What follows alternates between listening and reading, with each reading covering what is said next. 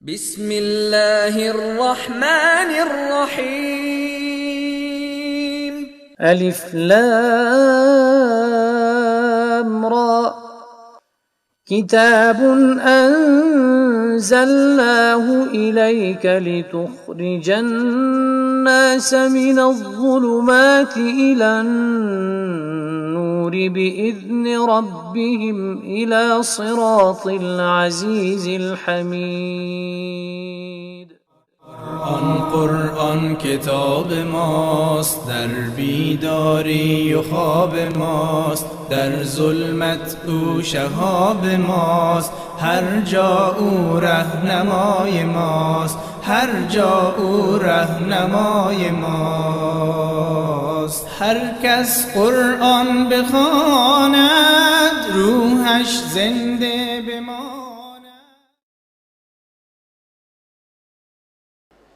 إن الحمد لله نحمده ونستعينه ونستغفره ونعوذ بالله من شرور أنفسنا ومن سيئات أعمالنا.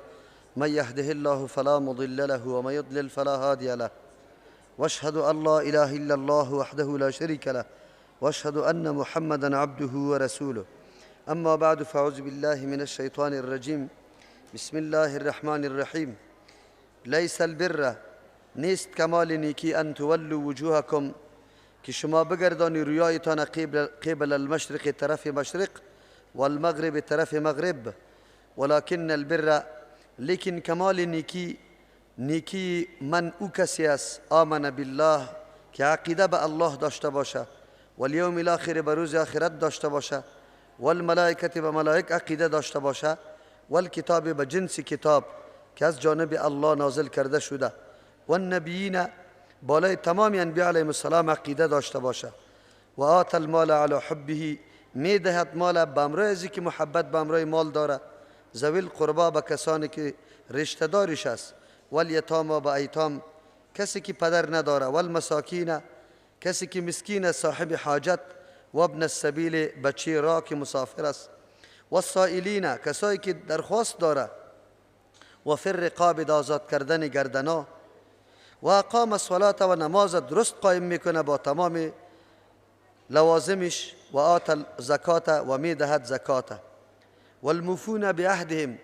و دیگه وفا کننده، پوره کننده تعهدات و لوزایی که کرده امرای الله یا امرای بندگان الله، اذا عاهدوا، وقتی که تعهد کردن، والصابرین فی البأساء، قابل مدح است او کسانی که صبر کننده است، فی البأساء، در حالت فقر و ناداری، و الضراء، در حالت تکلیف و مریضی، و حین البأس، در وقت جنگ. اولئک، این مردم که موصوف به صفت هستند، الذین، مردمانی هستند، صدقوا، که راست هستند، راستین هستند، و راست کردن ایمان و عقیده خدا. و اولئک، مردم، هم المتقون، امی مردم صاحب تقوا هستند و حق لقب تقوا را داره. یا ایها الذین آمنوا، ای کسانی که ایمان آورده، کتب علیکم القصاص، فرض کرده شده بالای شما، یعنی نوشته کرده شده، اجرای عملی ازی بالای شما، القصاص، و از قصاص، مساوات کردن، فی القتل، در مسئله کشته شدگیا، الحر بالحر، آزاد در مقابل آزاد، والعبد بالعبد، غلام در مقابل غلام، والانثى بالانثى، زن در مقابل زن. فمن عفی، کسی که عفو کرده شد، له، برایش، من اخیه، از طرف برادرش، شیء، یک چیزی، یعنی قصاص معاف کرد، فاتباع بالمعروف، باز تابع کردن است، تابعداری کردن است، وقتی که عفو کردی باز دنبال قتلش نمیگردی، بالمعروف، به طریقی که شریعت امر کرده، و اداء الیه، سپردن است از طرف قاتل، الیه، به سوی ورثه مقتول، دیت یا صلح، باحسان، به طریقی درست. ذلك تخفیف، این عفو جایز کردن یک نوع سبکی در حکم است، من ربکم، از جانب پروردگارتان، که سر شما حکم تخفیف شود، و رحمت، ذریعی رحمت است از جانب الله. فمن اعتدا، کسی که تجاوز میکنه، بعد ذالک، پس از عفو کردن، بازم قصاص قتل میکنه، فله عذاب الیم، به آدم عذاب دردناک است. ولکم فی القصاص حیات، برای شما در قصاص، یعنی در گرفتن قاتل کشتن در مقابل قتلش حیات یک نوع زندگی هست. یا اولی الالباب، ای صاحبان عقل، لعلکم تتقون، با این خاطر که شما تقوادار جور شوی یا خود نگاه کنی از قتل های ناحق. کتب علیکم، نوشته کرده شده، فرض کرده شده بالای شما، اذا حضر احدکم الموت، وقتی که پیش میشه به یکی از شما اسباب مرگ نزدیک میشه، این ترک خیرا، اگر گذاشته باشه مالا، چی سرتون فرض کرده شده؟ الوصیت، وصیت کردن. برای کی وصیت شود؟ للوالدین، و پدر و مادر، والاقربین، بر رشته دارا، بالمعروف، به طریق مشروع، حقا علی المتقین، این ثابت و حق درست است بالای کسانی که در صدد تقوا هستند. فمن بدله، کسی که تغییر میده وصیت بعد ما سمعه، پس از اینکه میشنوی وصیت، فانما اثمه، یقینا گناهش، علی الذین، بالای کسانی است یبدلونه که تغییر میده. ان الله، یقینا الله متعال، سمیع، شنونده است، فریاد و دعای هر کس، علیم، میدانه نیت و اراده هر کس. فمن خاف، کسی که میترسه، من موسن، از وصیت کننده، جنفن، که غلطی میکنه یک طرفه، او اثما، یا گناه را مرتکب میشه، فاصلح بینهم، اصلاح را بیار میاد بین موسی و مصالحهم، فلا اثم علیه، گناه سرش نیست، چرا کاری صلح را انجام میده. ان الله، یقینا الله متعال، غفور رحیم، بسیار مهربان ذات، خطاهای مردم معاف میکنه، رحیم، رحم کننده است. اگر بنده قصد ثبات و پایداری در دین بکنه، الله نصرت میکنه، او را توفیق نصیب میکنه. آیات قبلی الله متعال بعد از ذکر محرمات اصولی که در کل ادیان و تاریخ بوده، جنایت یا گناه، بزرگی گناه کسایی را که کتمان حق میکنه بیان کرده بود. واضح کرد الله متعال که کتمان حق سبب تفرقه، پراگندگی بندگان الله میشه. کتمان حق سبب باقی ماندن مردم در تاریکی ها و جهالت ها میشه. کتمان حق یکی از جمله اموری است که ضربه بزرگ در اجتماع اسلامی وارد میکنه. از او خاطر جزای از این نابخشودنی است. جزای است که بالکل دیگه الله متعال اینطور مردم باید از هیچ ناحیه نوازش نده، نه یارا پاک بسازه و نه یارا مورد رحمت خود قرار بده. چرا؟ یا در زندگی خود مرتکب اینطور جنایت عظیم شده که سبب سردرگمی مردم شده. علتش چیسته؟ علتش همیسته ذالک بان الله نزل الکتاب، وظیفه و اصل مقصد نزول کتاب است که مردم متفق شود. یکی از جمله اغراض و مقاصد بزرگ نزول کتاب الله فقط متحد ساختن توده های مختلف مردم است که مردم جمع شود، متفق شود، پراگنده نشود. واعتصموا بحبل الله جمیعا، قرآن امیر امر میکنه چنگ بزنه بس رسپان الله کلگی، هیچ کس از خود خطا نده، کلگی وابسته به اینمی نظام الله باشه. آن چیزی که ذریعه پیوند در بین کل انسانیت است او کتاب الله می باشه. توسط بیان کتاب الله، وضاحت کتاب الله، مردم با هم یک جا میشه. کتاب الله مایه تفرقه و پراگندگی نیست. افسوس است، ای کاش که ابی نکته که قرآنی را با وضاحت بیان میکنه علمای ما بدانه و همیشه طعن و لعن بر ما میگه که شما تفرقه را ایجاد کردی. خبر نیست که اصل عامل تفرقه خود بودن. یک مذهبی رسول الله را 4 مذهب جور کردن، باز میگه عامل تفرقه شماستی. حالا که طور نیست. کتاب الله جمع کننده توده های مردم است، در یک خط خطای دیگر را مکمل طرف میکنه. از همون خاطر رسول الله صلی الله علیه و سلم برای صحابه یک خط کش میکنه، بعد از خطوط دیگر در طرف جنوب و شمال در بغلای خط مستقیم کش میکنه.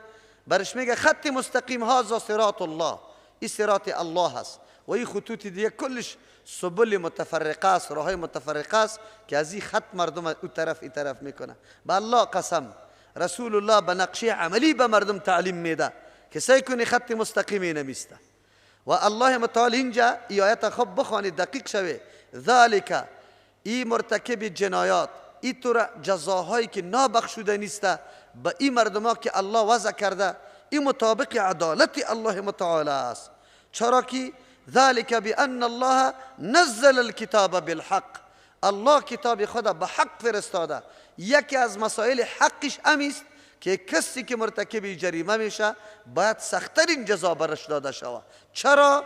به خاطری که کتاب الله آمده بود برای از اینکه ملت متحد بسازه، متفق بسازه، از همه مزایا و واقعیت ها آگاه شوند. لیکن این علمای نعوذ بالله، علمای شکم پرست و علمایی که دنیا پرست بودن، منافع پرست بودن، کتاب الله را به وضاحت به مردم بیان نکرد، حقیقت برملا نکرد که مردم سر یک خط مستقیم روان میشد. نظام الله، پیروی از رسولی که میآید، در هر تاریخی که میآید پیروی پیغمبر این خط مستقیم واضح میسازه. دیگه خطا کلش از بین میره، غیر از خط پیغمبرها. خط پیغمبر معصوم است، دیگه خطا معصوم نیسته. بعد می خط تعقیب شود. افسوس است امروز نماز هم از دیدگاه ها خوانده شود، از دیدگاه امام شافعی، از دیدگاه امام ابو حنیفه. و برادر، نماز است، نماز رسول الله، نماز عبادت است از الله، لیکن نقشش رسول الله داده. این دیدگاه نمیطلبه. این ضرورت به این نداره که دیدگاه فلانی دی موجود باشه یا نباشه. این موضوعاتی است که سخت واضح است. قرآن به می خاطر میگه، بر ما آیت واضح کرد که کسی کتمان حق میکنه، آن چیزی را که الله نازل کرده و او را به مردم کما حقه نمیرسانه، مردم در سردرگمی واقع میشه، مردم در دوراهی قرار میگیره، مردم مضطرب و پریشان است. امروز مردم پریشان است، از دستی همین علما پریشان است. چرا که به یک خط یارت سوق نمیده. انسان که متردد باشه در راه یکی نباشه، واقعا متردد میشه. چارایی و سیرایی که بیا ایران میمونی سری کدامش برم. اگر خط یکی باشه کلگی دم یک خط روان است، هیچگاه استراب و پریشانی برش پیدا نمیشه. این در امور حسی، در اموری که ما و شما مشاهده میکنیم، زندگی میکنیم، همینطور است.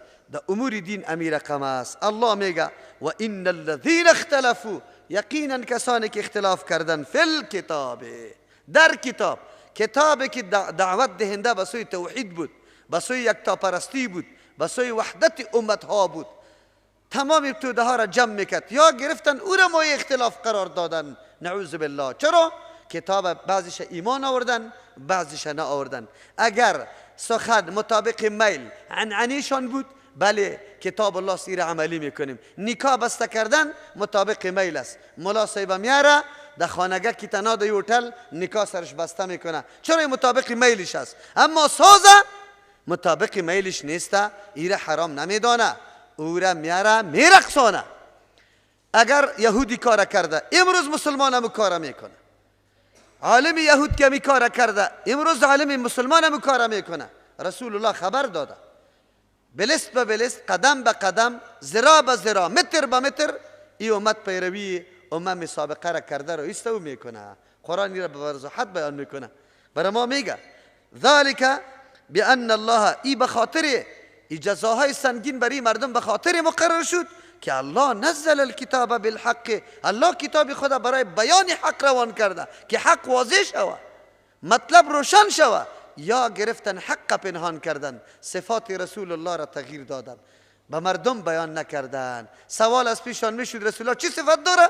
و دیگر رقم آن چیزی که حلیش در تورات بیان شده بود او قسم بیان نمیکرد. شریعت پیغمبر چی نشانه ها داره او را بیان نمیکرد. امروز ملاهای ما وقتی از پیشش سوال میشه این موضوع در حدیث چی طور است، گنگوله میشه. گنگوله گاهی اون طرف خدا میزنه، گاهی طرف. توی آیت سری خود مصداقش قرار نمیدی.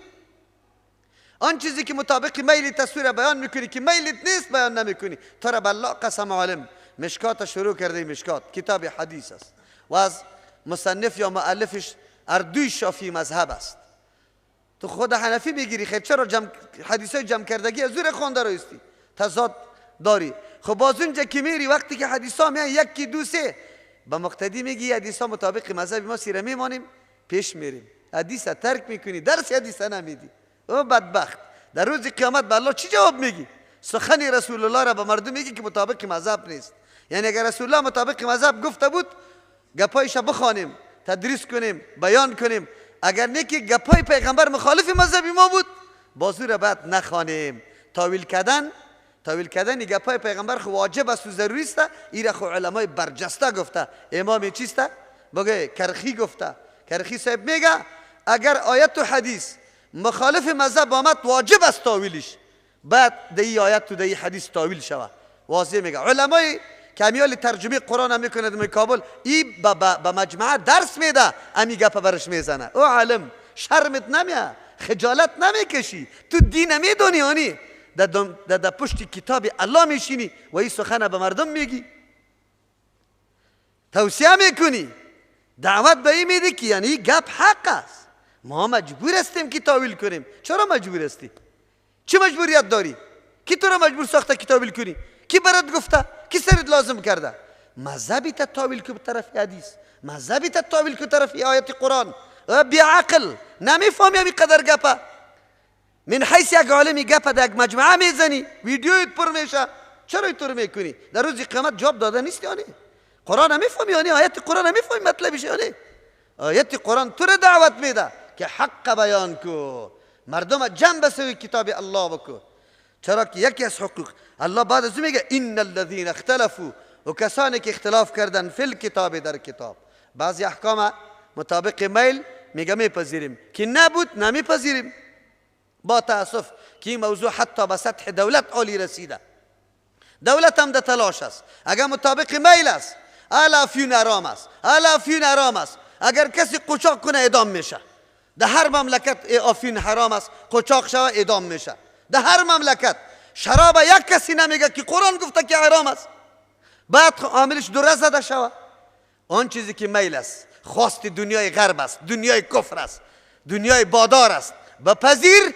اما آن چیزی را که قرآن میگه که بعد جزا داده شوه، او را معطل بساز، او را نکو. یا آیت قرآن سر کی تطبیق میشه؟ مصداقش کی میگرده؟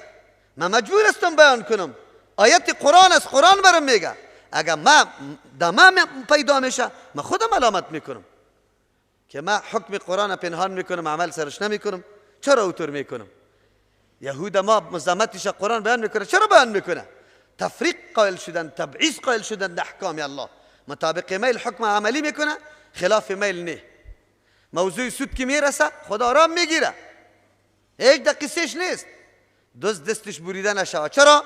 مطابق خواست جامعه جهانی نیست، جامعه جهانی کفری که پای لچ کرده به جز ازی که مسلمان سرکوب کنه، مسلمان شکنجه کنه، اسلام توهین و تحقیر کنه، دیگر راه و کاری نداره. نه پیغمبری تمان، نه کتاب قرآن تمان. هر کدامش در هر جای در صدد توهین خیستن. باز تو مملکت باز برش میگه دوست ماست، اینطور دوست. کسی به اینطور کفار دوست بگوید نعوذ بالله از دایره اسلام خارج میشه. اینطور کفاری که پیغمبری توهین میکنه، تحقیر میکنه، کتاب قرآن تو تحقیر میکنه. احکام دیگر خود چی کرده؟ کجا بریمی؟ آیت قرآن در سری کی میچسبه؟ کی را میگه؟ مطابق میل قاتل قصاص نشوه، زناکار رجم نشوه، قطاع طریق اعدام نشوه. لیکن اگر کسی اینمی قدر چرس پوده را برده بود، باز دیگه او اعدام شوه. چی رقم است؟ این کدام دین است؟ و ان الذين اختلفوا، یقینا کسانی که اختلاف کردن فی الکتاب در کتاب الله، لفی شقاق بعید، این مردم در مخالفت خیلی دور از حق قرار داره. یا همیشه نیت و هدفشان همیسته که در شق باشه، در یک طرف در اختلاف باشه. نمیخوان مردم در خط مستقیم در بین بیا. یک طرف حرکت میکنیم. یک طرف حرکت کردن برای کسی میباشه، یک طرفه که او خود ممتاز میدانه، خود بالا میتراشه. امروز مذاهب ما همینطور نیست، هر کدامش خود در شک قرار نمیده، خود بالا نمیتراشه. مذهبنا صواب یحتمل الخطا، مذهب ما درست است، احتمال خطا را داره. و مذهب مخالفنا خطا یحتمل الصواب، و مذهب مخالف ما خطاست، احتمالی درستی را داره. این کتابای معتمد فتاوا شامی را ذکر میکنه، مستند علما در سری منبرا بازی را میگه. همین علما و پیش الله چی جواب میگه؟ همین سخنه که میگه که مذهبنا صواب یحتمل الخطا و مذهب مخالفنا خطا یحتمل الصواب. امیر از کجا؟ کدام وحی آسمانی است که تو ایرا میگی؟ چطور فیصله میکنی؟ این فیصله عدالت است یا فیصله ظلم یا فیصله دروغ؟ کدامش است؟ ما تا که دنبال رو باشیم فلانی عالمی بزرگ بود ما چیزی گفته نمیتونیم. الله بری تو تحقیق داده، الله بری تو عقل داده، الله بری تو بصیرت داده بی که یک سخن چقدر موافق است به حق و نزدیک است به حق، او را بپذیر. ولی یک سخن که بالکل باطل میسازه. من خو تا این اندازه را دنبال رو نیستم که امام کرخی صاحب گفته که اگه آیت و حدیث مخالف مذهب ما بود واجب است تاویلش. من خو ایمان به امام کرخی نآوردم. امام کرخی الله برش رحمت بکنه عالم تیر شده، اما این سخنیش به هیچ وجه قبول ندارم. من میگم که مذهب مخالف آیت قرآن و حدیث باشه، من مذهب دور بدم شه موافق قرآن و حدیث بسازم، نه که قرآن و حدیث موافق مذهب بسازم. این در کجاست؟ چی باید بکنم؟ او علما نکنه ملت نکشانه. ملت هوشیار شده، بیدار شده، به الله قسم بیدار شده، هوشیار شده، رای خود پیدا میکنه. تو نمیمانی تو عالم، تو برش نشسته. یصدون عن سبیل الله، از راه الله منع کرده رایستی. ملت جمع میشه سری قرآن و حدیث، تو نمیمانیشه، شق برش جور کرده. ای آیت مستاقش توستی جناب، کتمان حقایق کرده ای. الله کتاب روان کرده به این خاطر که حق واضح شوه، او تو حق پنهان کرده رایستی. ملت آگاه نمیکنی، پیش الله رفته نیستیم. باز جواب میگیم لیس البر ان تولوا وجوهکم. مسئله تحویل قبله سر و صدای خیلی زیاد به بار آورده بود. من براتون گفتم که این یهود منافقین همیشه در طول تاریخ ریشه فتنه ها که بالا میشه اصلی عاملش یهود می باشه. شما ببینید اگر هر فرقه در اسلام ضربه وارد کرده، اصلی انگیزه و ریشش از یهود شروع شده. عبدالله ابن سبی یهودی تفرقه را که در بین صحابه قائل شد که یکی را لعنت بگو، یکی را خدا جور کو، نعوذ بالله. علی را الله بگو، لیکن ابو بکر و عمر نعوذ بالله غاصبین بگو، لعنت سرش بفرست. عامل از عبدالله ابن سبی یهودی است. اگر به نام تصوف کرمی بگوی تخریب دینی ما شروع شد، عامل از اصلش امی یهود بوده. امروز در کدام جایی که جنایت علیه اسلام صورت میگیره، سعی کنی ریشه‌یابی کنی، عامل اصلیش یهود است. یهود سرسخت‌ترین دشمن برای اسلام است و گاهی یا دوست شده نمیتونه یا تلاش میکنه. در اون وقت سر و صدا را خیلی زیاد کرد، حتی شکوک تردد در بین دلای مسلمانان پیدا کرده بود. از او خاطر باز دیگه فخر میکردن که ما از کلگی کده بهتر هستیم. قبله ما قبله پیغمبر است، اول قبله است، کتابی ما سابق ترین کتاب است، کلان ترین کتاب است، پیغمبری ما سابق است، از او خاطر ما هستیم. بعضی مسلمان ها هم در ضد از او شروع کردن که نه ما خوب هستیم. قرآن در این طور مسائلی که لاف زدن باشه، ادعاهای زبانی سریازی خطی بطلان میکشه. یکی دوم درس برای ما چیسته؟ همیشه اسلام منحصر در یک امر نمیشه. جماعت تبلیغی ما بگه که بستری تا پشت کو خلاص شدی دیگه جنتی شدی. سلفی بگه که یک رفع الیدین بکو خلاص شدی تو جنتی شدی. او مذهبی بگه که فقط پیروی تابع مذهب شو خلاص تو جنتی شدی. اسلام دین جامع است. اسلام برنامه های فراگیر و همگیر داره. از مادر که تولد میشی نه، بلکه در شکم مادر باشی، اسلام برات برنامه قانون داره. زمانی که در قبر مانده میشی قانون داره. در کل زندگی، در هر جا که زندگی میکنی، هر کاری که میکنی، الله برات انضباط داره، ضابطه حیات برات جور کرده، مطابق از او باید تو حرکت بکنی. یک امر سبب نجاتت نمیشه ولا فهم نزنی. نماز خواندن طرف بیت المقدس یا نماز خواندن طرف بیت الله، این پورا نیکی نیست، این کل اسلام نیست. اسلام برای خود برنامه وسیع داره. ببینیم که در برنامه وسیع کی شریک است. لیس البر ان تولوا وجوهکم، نیست کمال نیکی پورا کامل. ان تولوا وجوهکم که بگردانی رویهایتان قبل المشرق، طرف مشرق. ای نصارا که شما چیخ میزنی فریاد میکنی ما به حق هستیم، ما او طرف نماز میخوانیم، و المغرب طرف مغرب. این مهم نیست کدام طرف نماز میخوانی، این کمال پورا نیکی نیست. ولکن البر، لیکن کمال نیکی، من نیکی او کسی است، نیکی او کسی است. کمال نیکی من او کسی است. او کس خود کمال نیکی نمیشه، او صاحب نیکی است. اشاره به این میکنه تو که میگی نیکی نیست، پس کننده نیکی را کامل نیک آدم میدانی، پورا آدم میدانی، نجات یافته آدم میدانی، مفلح آدم میدانی. نه، او آدم و نو آدم است که اینی برنامه را پیش ببره. کدامه؟ اول دین عبارت از سه چیز است. دین در حدیث جبریل امین بر ما تشریح شده. جبریل امین آمد، پیغمبر علیه السلام از زانو زد. اول سوال کرد مل ایمان؟ ایمان چیست؟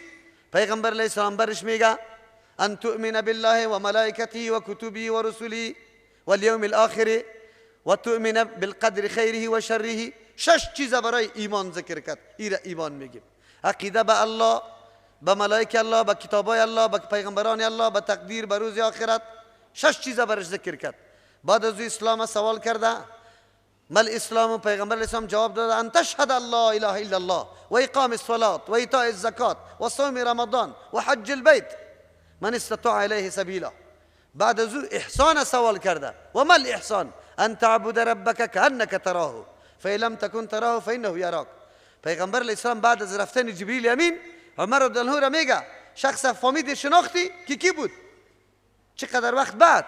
و میگه یا رسول الله الله و رسوله اعلم. گفت هذا جبریل اتاکم لیعلمکم دینکم. این جبریل امین بود، آمده بود که دین شما را تعلیم بده. دین مرکب از 3 چیز بود. 3 چیز شد: ایمان، اسلام، احسان. وقتی هر 3 را تو مکمل در زندگی خود پیاده کردی، آلی تو ادعا میتونی که من تابعدار دین اسلام هستم.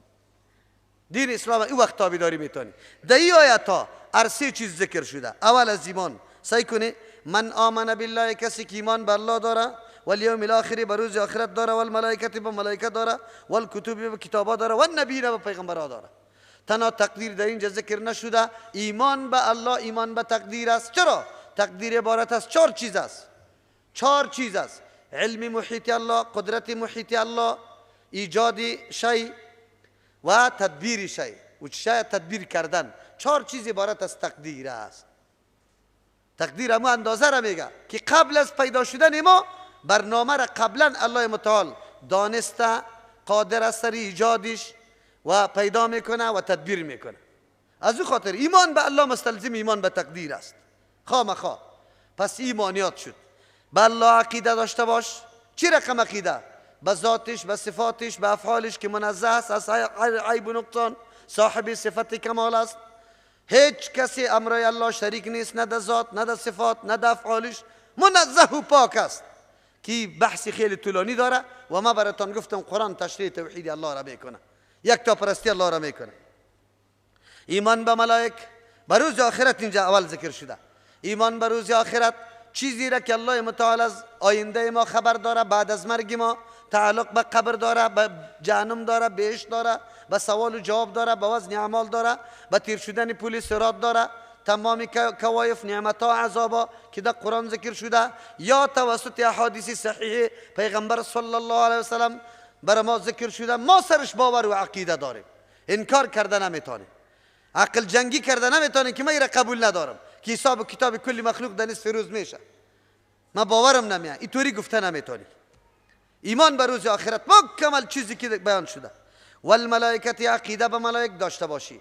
ملائک مخلوق نورانی الله که الله موظف به انجام وظایف کرده، مکمل تمام عمر به اندازه رب زدن چشم نافرمانی الله را نمیکنه. تعدادش به جز از الله به کسی دیگری معلوم نیست. مرد و زن نداره، خوراک نوشاک پوشاک مسلمان نداره.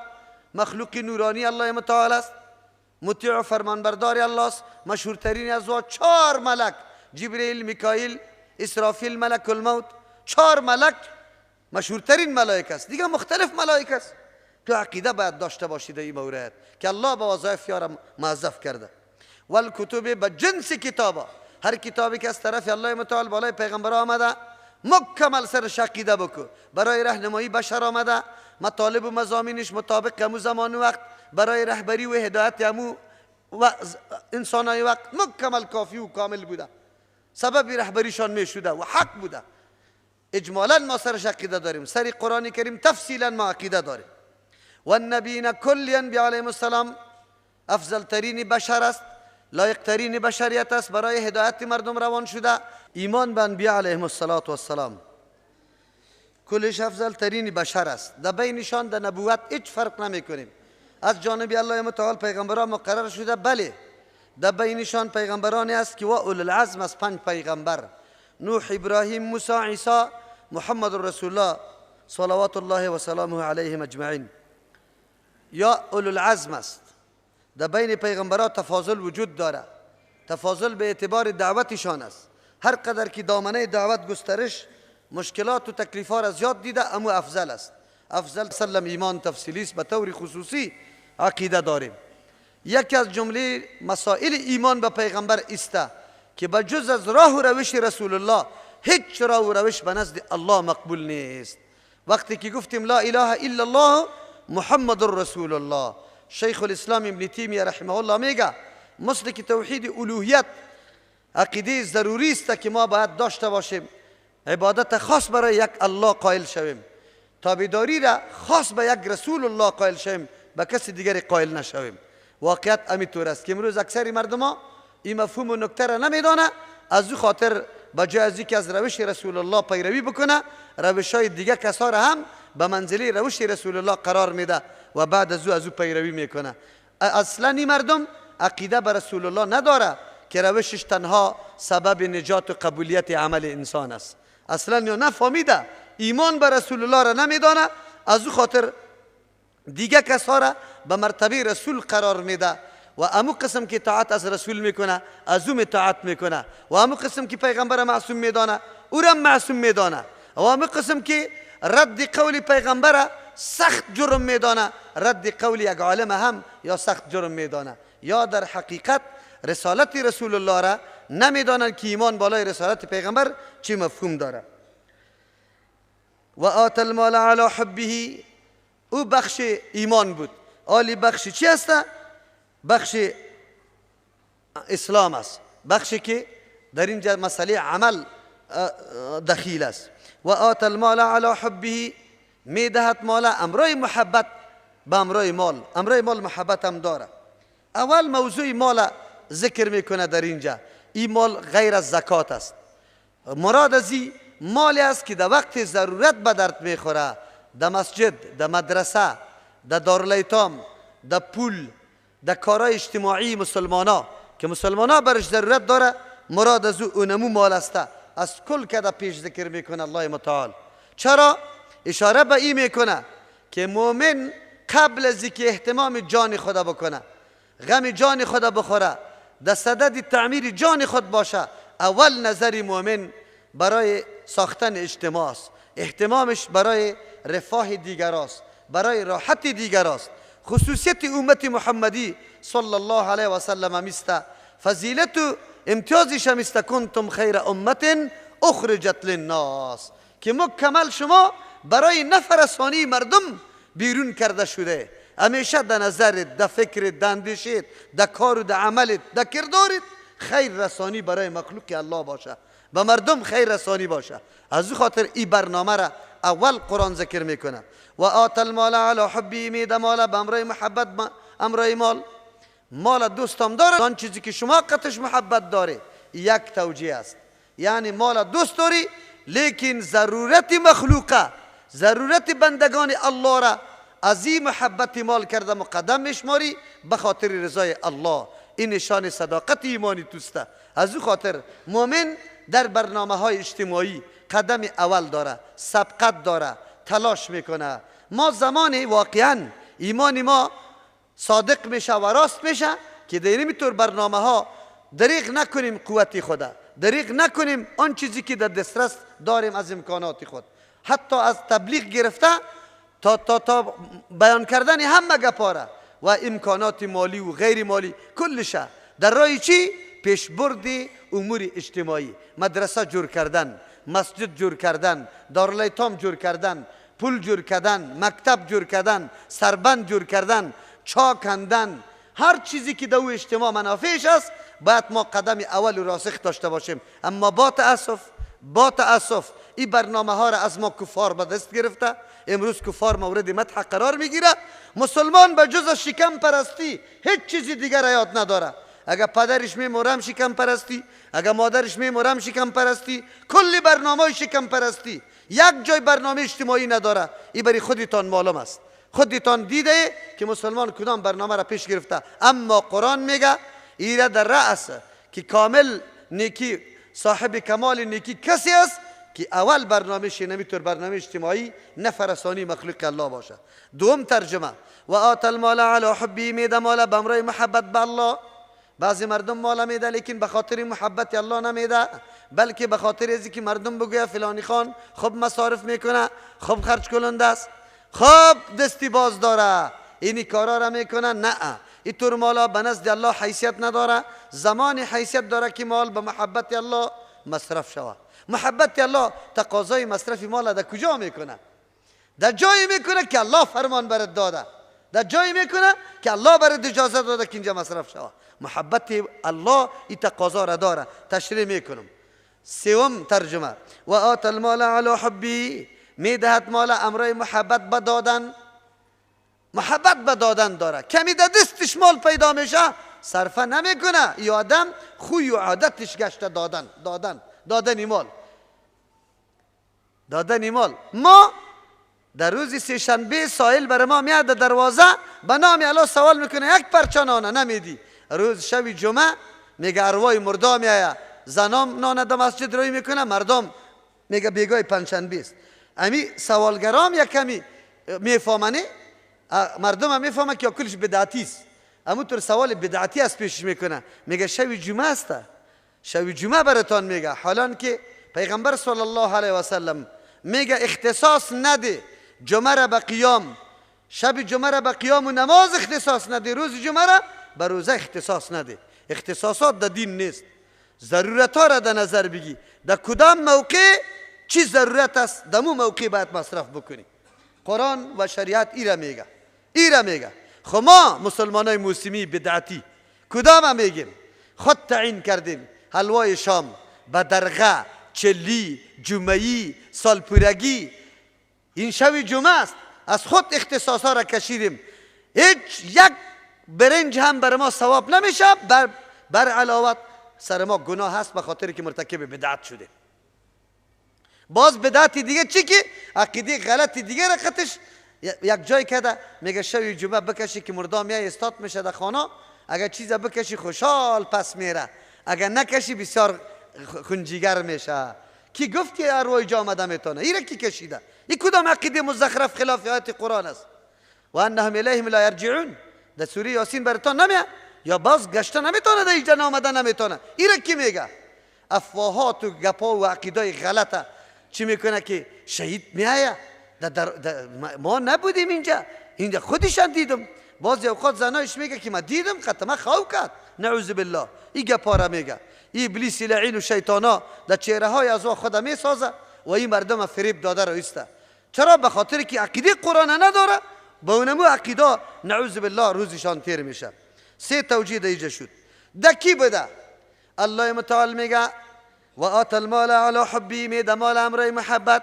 اینطور نگفتی کدام مال، بلکه در تلاش ازی شد که مالی محبوب بده که خیلی نفیس باشه، مالی که تو قدر برش میدی به خاطر رضای الله بدی و این عملت موسمی نباشه، دائمی باشه، خوی خاصیت برای خود جور کو دادنه. لیکن در کجا بده؟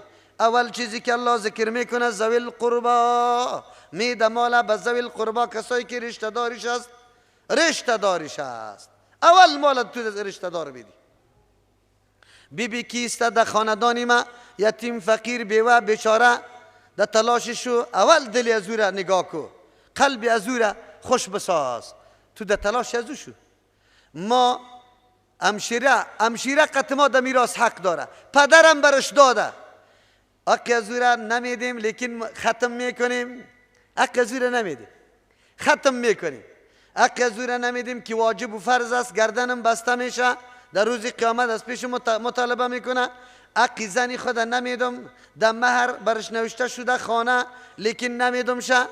حق برادر نمیدم، قطمه دعوا داره، در محکمه میدم لیکن به نام ختم میگیرم از همین مالی غصبی، از همین مالی حرامی مشترک.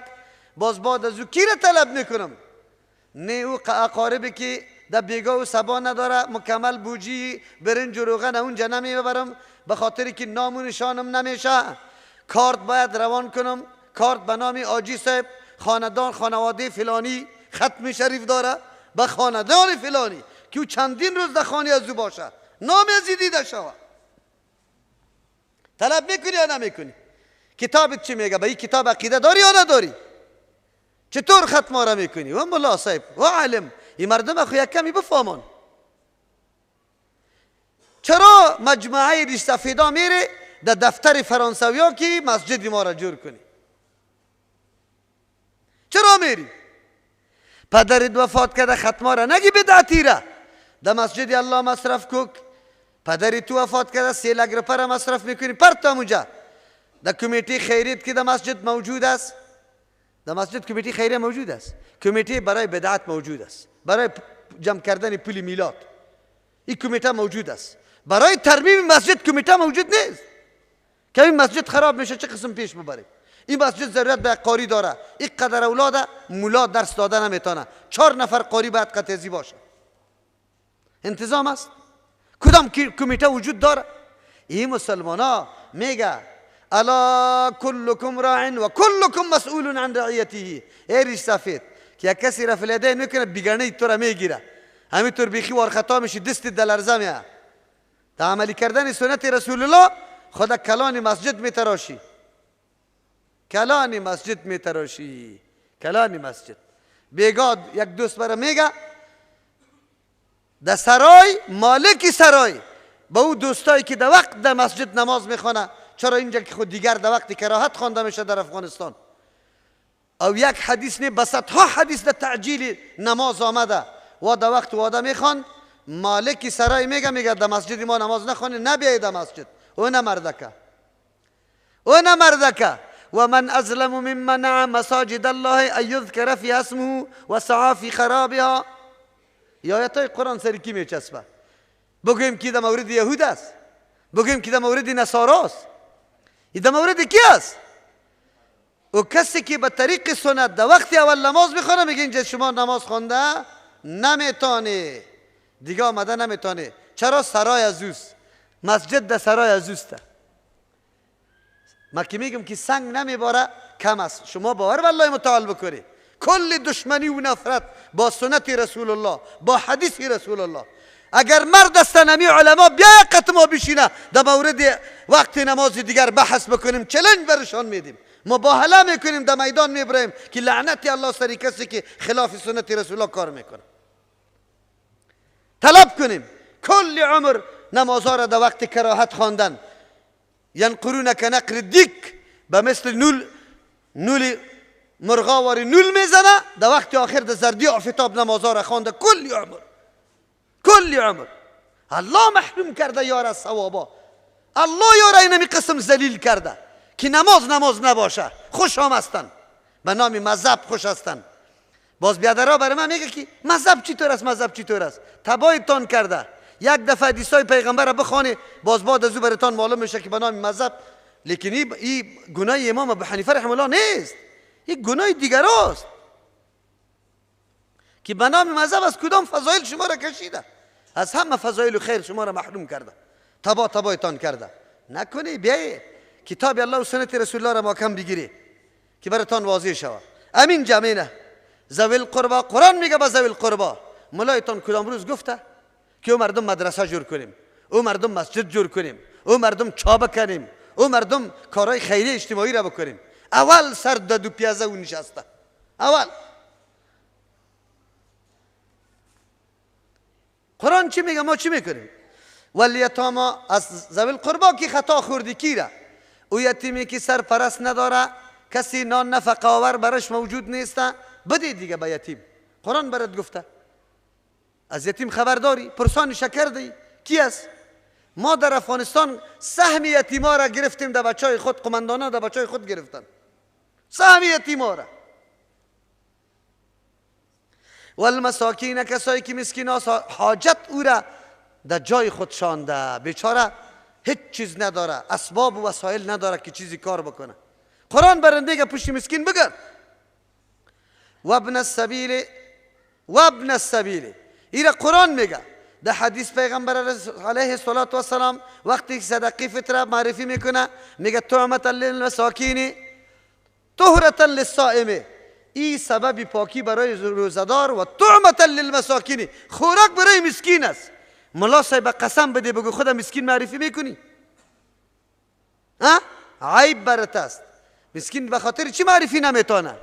ملا صاحب 4 بچهش در مؤسسه است، تیلرش در کمپاین امریکا کار کرده رویسته، خودش در محکمه قاضی است رشوت گرفته رویسته. باز لیست صدقه فطری مردم هم گرفته که تو 10 نفر هستی، تو 5 نفر هستی، تو 15 نفر هستی، تو 20 نفر هستی. گرفته نگرفته؟ بیا بگو با حدیث پیغمبر چی رقم میکنی؟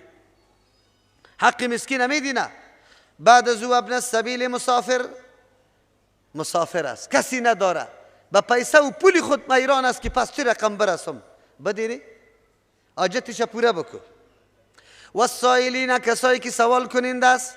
سوال کننده و مردم های است، سوال کننده و مردم های است که ناگهان یک حاجت ضروری سرش پیدا شده، قرضدار است بیچاره، سیل سرش آمده، خانهش سیل برده، موترش سوخته، خانهش سوخته، خب توی داره، در بچه خود بیچاره اوگار شده، نمیتانه، مرده سرش شده، تباه و برباد شده، نداره. سائل ایره میگه حاجت عارضی برش پیدا شده، این مردکه را بیوست ساخته. از او خاطر در جمله سائلین کسایی که مدرسه جور میکنه، مسجد جور میکنه، چا جور میکنه، چیزی نداره، از مردم طلب کرده میتونه، تو قطش کمک بکو، همدردی کو کمک کو که کاری خیر اجتماعی را در سر برسانه. در جمله سائلین یا و فی الرقاب، در آزاد کردن گردنا. غلام مکاتب است، مکاتب و غلام میگه که بادارش میگه ای پول بیار تو آزاد هستی. این غلام بیچاره میره کار و روزگار میکنه تا که پولی که مشخص کرده بادارش او را پیدا کنه، بده به مکاتب، زکات هم داده میشه. اما تو هم کمک کو که امی مردکه از قید و بند و مردکه آزاد شوه، مستقل شوه. یکی در رقابی هم داخل است. اگر یک مسلمان اسیر در پیش کفار است، آلی تو بده پول و پیسه او را آزاد کو، یا در زیر محکمه های ظالما قرار داره، آزاد کردن. هم زکات برش داده میتونی، هم دیگه صدقات و خیرات با امرای عظیمیت کنی. مردکه را ناحق برده، چرا؟ در روز جمعه تقریر کرده، جهاد چی کرده؟ تشریع کرده. آلی قدر قید سرش بر آمده، قاضی صاحب میگه که دیگر را نداری، از ریال داره اگر 6000 پوره میکنی دوسیت چی میشه؟ اگر در غیر ازو اینجا قید میشی. در فر رقابی هم داخل است. برنامه مصرف الله برای ما مشخص کرد، مال میده امرای محبت ما، لیکن در این طور جاها یک دفعه از خود سوال کنیم، امی راستن به خود متوجه کنیم کدام وقت همی طور کار کردیم که مال در کجا مصرف کردیم.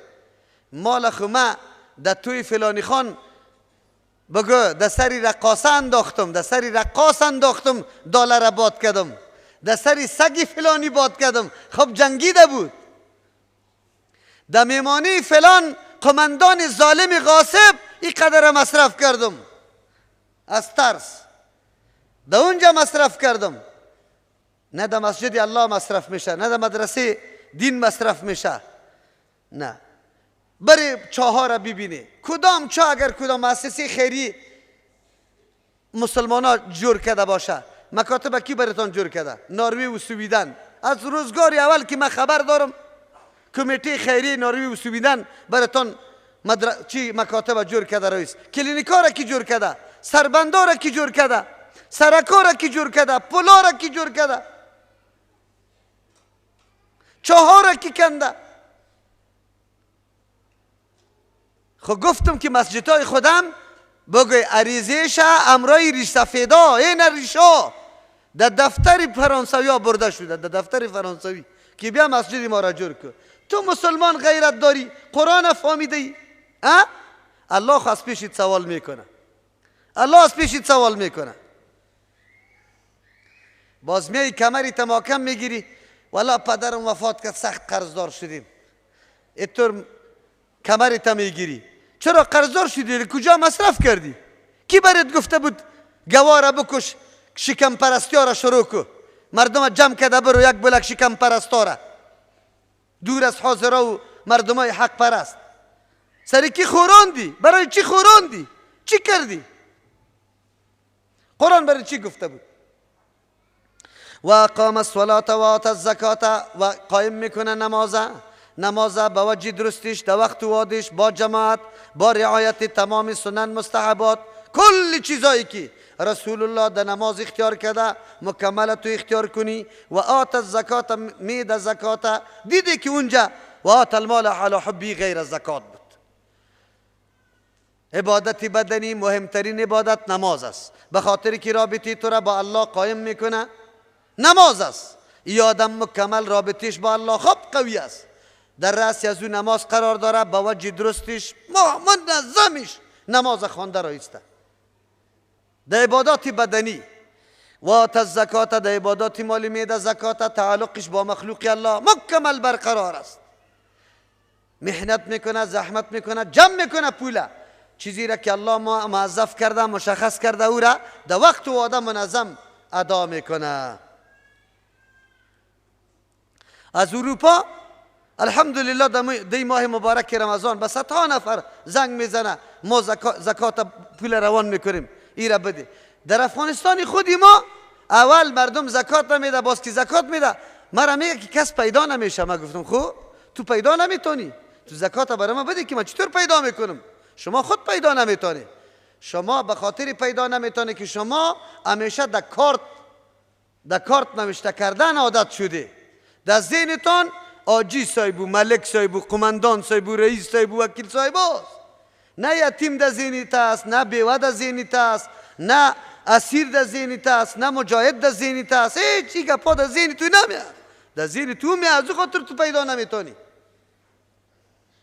والموفون بعهدهم، آل بیان اخلاق است، چطور رویه و خوی خاصیت داشته باشی. والموفون بعهدهم، کسایی که پورا کننده است پیمانای خود. عهد پیمانه میگه، لوز و قول میگه. عهد دو قسم است، یکی عهد امرای الله متعال، یکی عهد با امرای مخلوق الله. عهد با امرای الله متعال کل مامورات الله، منهیات الله داخل میشه. ما تعهد کردیم وقتی که لا اله الا الله محمد رسول الله را گفتیم، کلی اوامر الله را قبول کردیم، تعهد کردیم که الله مطابق دستورات و تعلیماتت که رسول الله بر ما تعلیم داده مامورات تا جا میکنم. وقتی ما موفون میشیم که کلی مامورات الله را به طریق پیغمبر تکمیل کنیم و از منهیات خودداری بکنیم. یا تعهد و لوز امرای مخلوق کردیم او را پورا بکنیم. تعهد به امرای مخلوق یکی خویسته که ما تعهد میکنیم، قسم یاد میکنیم.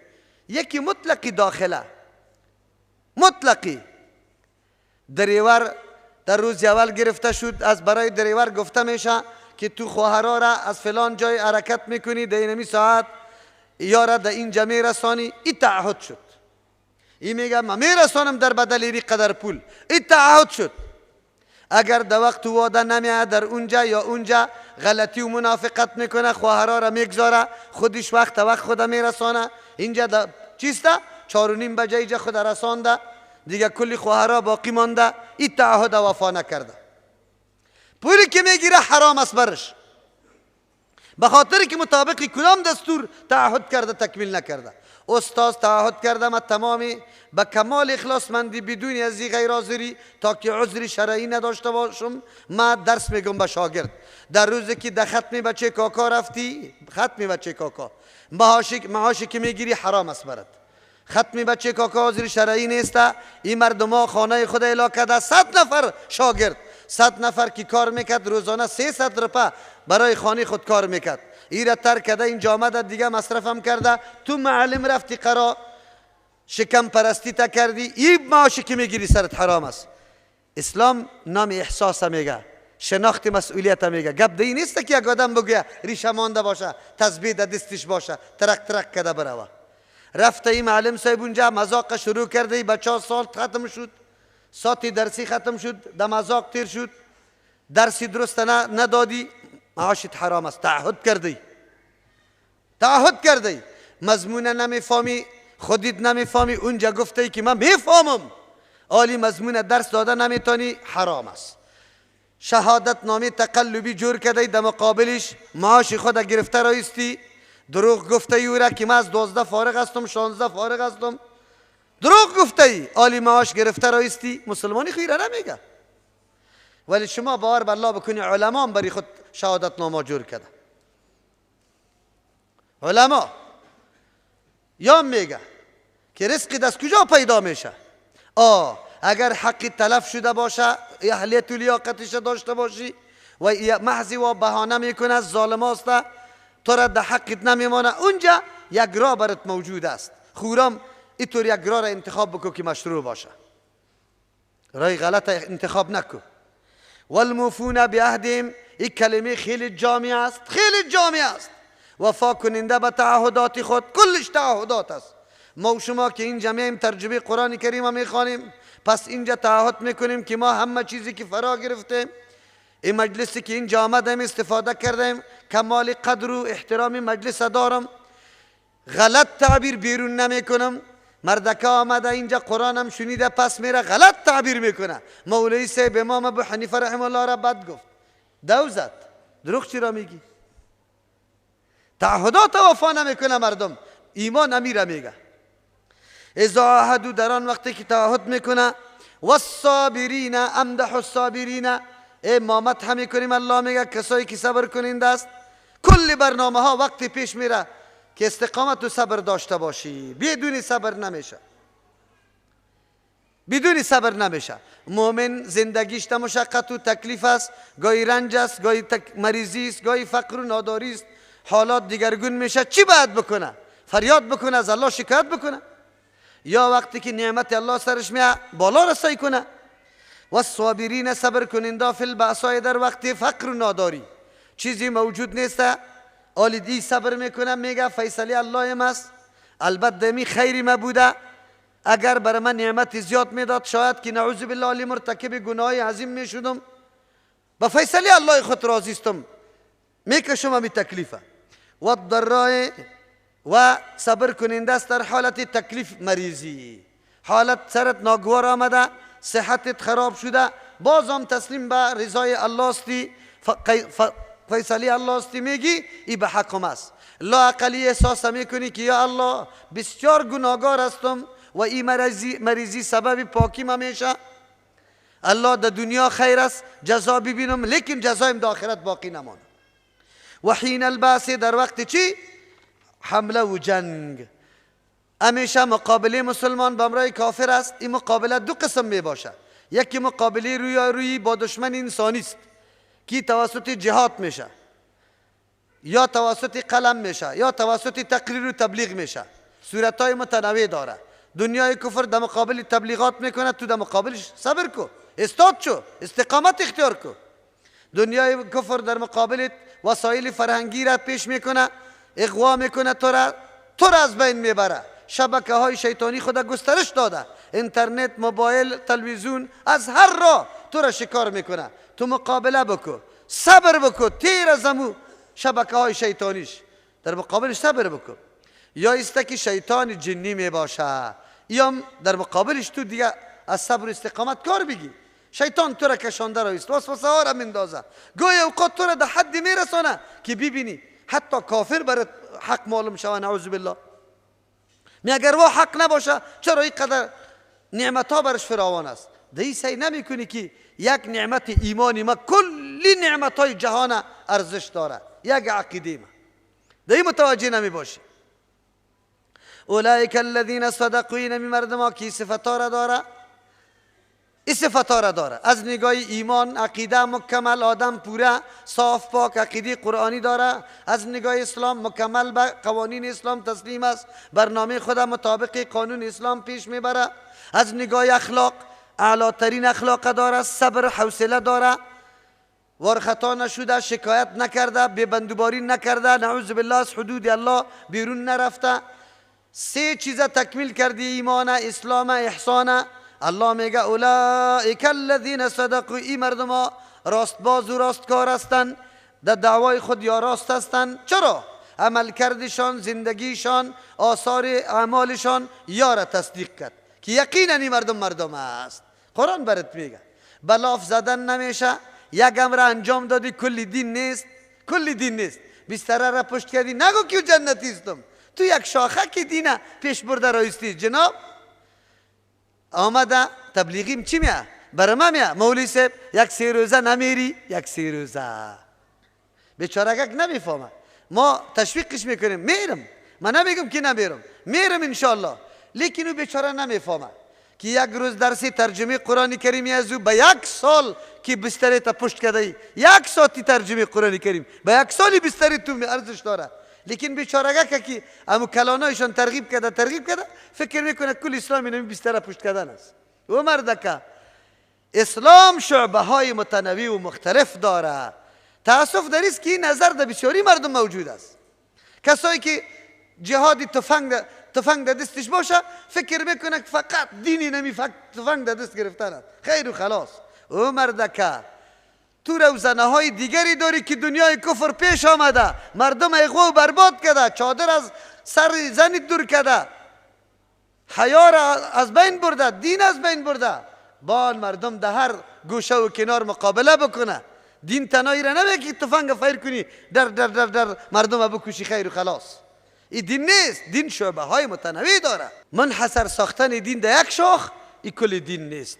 دین شعبه های مختلف داره. در هر شعبه کسایی که اهلیتش داره باید گماشته باشه، باید او را امو شعبه را پیش ببره، او را فعال بسازه. اینطور نمیشه یک نفر در کل شاخه برسه و کل شاخه را اکمال کرده بتانه. اینطور نمیشه، تقسیم میشه. خو لیکن تنها مکمل دین شاخی خود ندان که می شاخی ما دین است.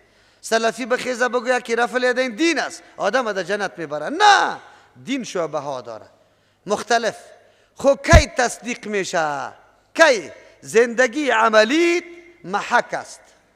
زندگی عملیت از تو خبر میده که تو چقدر در عقیدت پخته استی، در اخلاقت درست استی، در عملت شایسته استی. کدامش است؟ زندگیت تو را خود به خود آشکارا و برملا میسازه. از این خاطر زیاد تلاش ما، زیاد تمرکز ما سری بخش دعوت عملی باشه. دعوت عملی، اخلاق ما، سخن ما، کردار ما، روزگار ما به مردم نشان بدیم که واقعا ما پابند دین هستم. نه، دین خوش دارم، قرآن خوش دارم، قرآن خوش دارم. اینجا درس ترجمه هم آمدیم، لیکن سبا روز باز در آرایشگاه نشسته هستم. خواهر ببینی که در آرایشگاه است. این خود شاگرد مدرسه بود، نه رفت، خیشایش قبول نداره. چرا نداره؟ امروز که او قبول نداره، تو را در منکر دعوت داده، رفته در آرایشگاه برده تا، تو سبا حفاظت ایمانی تا چی رقم میکنی که اونجا در اختیارش قرار بگیری؟ باز آلی تو دفاع از خود نمیتونی، طور میکنی. اینجا میگیم نه، اسلام بسیار خوب است. پدرش وفات کرده، سعی میکنی مولای مبتدی را آورده اسقاط اولی میکنه، به درغه اولی میکنه. باز میگه نمیشه. والا چرا نمیشه؟ چرا نمیشه؟ پدر از تو سیاس کسی دیگه. والا قطع تعلقه میکنه، تعلقه را قطع کو برش. تو از قطع تعلقه میترسی؟ فلا تخشوهم واخشونی. الله برات میگه از مردم نترس، الله میگه از ما بترس. عروسی ما والا مولوی صاحب نمیشه، یکمکی اسلامی کردم. خب کمکش چی؟ ساز و سرود ناوردم. خب ساز و سرود ناوردی، سری خیشت پولیشه گرفتی، مصرف کردی، در هتل سرش بگو نان دادی، چقدر کلی خاندانی تا کالا و بگو بوتوی گپا سرش گرفتی، رشوتایش خوردی، ولی چیستا مهر علایده گرفتی. خب از همون خاطر مرا که در هتل ها میارم میگم به یک بگوی ترک ساز و سرود عروسی اسلامی نمیشه. عروسی اسلامی از روزی اول میشه که به هدایات اسلام تو چه قسم خواستگاری شده، چه قسم معامله شده، چه قسم کارهای ویدهی شده، چه مهر تعیین شده، چه گرفته شده، دیگه کدام قید و بندادش هست یا نیست. او را عروسی اسلامی مکمل میگه. ایرا ما همیشه خدا فریب میدیم. خب قرآن برای ما خط مشخص کرد. اولئک الذین صدقوا، مردمایی که اینمی برنامه ها را به طور مکمل انجام داده، اینمی مردم ها صدق راست هستند در ایمان خود، در اسلام خود، در لاف زدن خود. اگر لاف هم میزنه نوش جانش. و اولئک، اینمی مردم ها هم المتقون، اینمی مردم ها تقوادار هستند. چرا؟ تقوا او را میگه که تو را نمیگذاره در یک برنامه خلاف دستور الله قدم بگذاری. تقوا او را میگه که تو مرتکب امر حرام و نادرست و ناروان نشوی. اینی اوی کلی برنامه خدا مطابق دستور الله پیش برده یا متقین هستند. یا ایها الذین آمنوا کتب علیکم القصاص، از جمله برنامه هایی که کمال بر میاره، کمال نیکی برای انسان حاصل میشه، این موضوع است. چرا اول موضوع قصاص میاره؟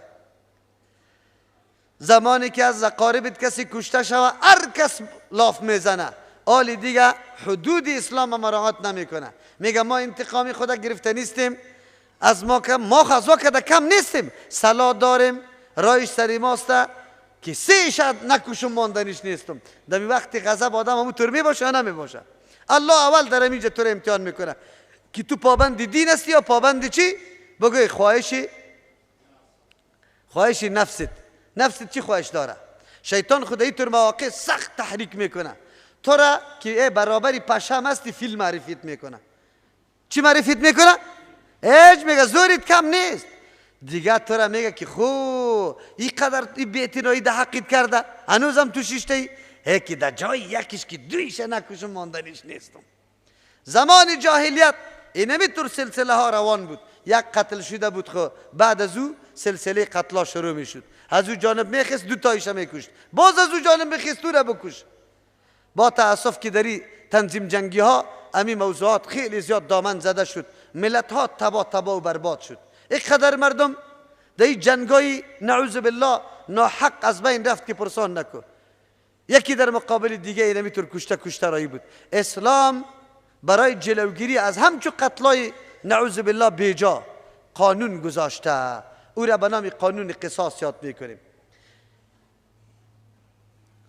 الله بندگانی خدا که در دنیا پیدا کرده به این خاطر پیدا کرده که زندگی با امن بکنه، زندگی با محبت و با احترام بکنه، یکی به دیگه احترام قائل باشه. اگر احترام متقابل نباشه، یک آدم حیثیت تو را، آبروی تو را در نظر نمیگیره، خونی تو را در نظر نمیگیره، مالی تپاس احترامش نداره، آبرو و عزت تپاس احترامش نداره، قطعی طور مردم زندگی نمیتونی. حتما نعوذ بالله تشنج، حتما ببندوباری خلق میشه. برای امن جامعه که 5 چیز ضروری است: عقل، مال، نفس، آبرو، دین. هر 5ش الله جزایش خود مقرر کرده. اگر کسی در مورد 5 چیز جنایت میکنه، در دین کسی جنایت میکنه، جزایش مقرر کرده. الله متعال مرتد میگه قتل بکنی. در نفست کسی تعرض میکنه، الله قصاص مقرر کرده. در مال تعرض میکنه، الله جزایش مقرر کرده، دستش قطع شود. در آبروی تعرض میکنه، نعوذ بالله کسی زنا میکنه با همسرت، با خواهر و چیت، الله سنگسار میکنه. تو را عیب میلگانه، حد قذف زده میشه 80 دوره. اگر به عقل تعرض میکنه دوره زده میشه. حفاظت ای امور الله متعال توسط این جزاها کرده. این جزاها مقرر شدن سبب جلوگیری از امچو نعوذ بالله ببندوباری هاست. قصاص یکی از جمله برنامه های اجتماعی است. حفاظت اجتماع توسط قصاص میشه. قاتل درک میکنه که من بکشم خودم کشته میشم. وقتی که احساس برش پیدا شود گایم اقدام به قتل کسی نمیکنه. چرا که او فکر میکنه که خیر من بکشم چی فایده، من خودم کشته میشم. چرا من بکشم خودم کشته میشم. یک اینجا پشت سر بر ما میگه ولکم فی القصاص حیات، یک قسم زندگی است. تشریح میکنم اونجا. الله متعال در اینجا اول بر ما میگه که موضوع قانون قصاص یعنی حکم لازم الاجراست. فرض کرده شدگیست بالای شما، نوشته شدگیست بالای شما، این گپی عادی نیست که شما بگوی که انجام بدیم ندیم. قانون لازم الاجرا است، لیکن صاحب حق داره. صاحب حق داره اگر معاف میکنه. از او خاطر قرآن ترغیب به سوی عفو داده. اسلام دین وسط است، نه افراط نه تفرید. در مذهب یا در دین یهود قصاص لازمی بود، عفو محو قطعا وجود نداشت. نصرانیا همیشه عفو میکرد، قصاص موجود نبود. دین مقدس اسلام آمد، ام قصاص ام عفو. چرا؟ بسا اوقات ضرورت پیدا میشه برای عفو. اگر همیشه قصاص باشه گپ خیلی خراب میشه. به طور مثال و این گپ ما خودم با چشم سر دیدم، یک آدم در حالت جنگ میشه، غضب میشه، قریبی خود از بین میبره. ما شخصی را در صلح یک نفر رفتیم، شخصی که داماد خود کشته بود.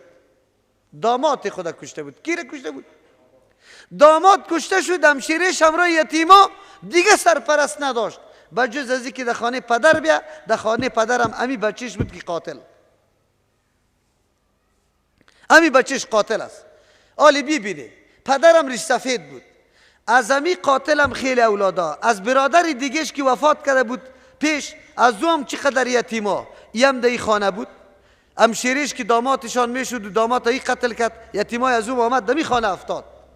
اگر امی آدم قصاص میکردیم چند خانواده در خطر بود؟ 3 خانواده.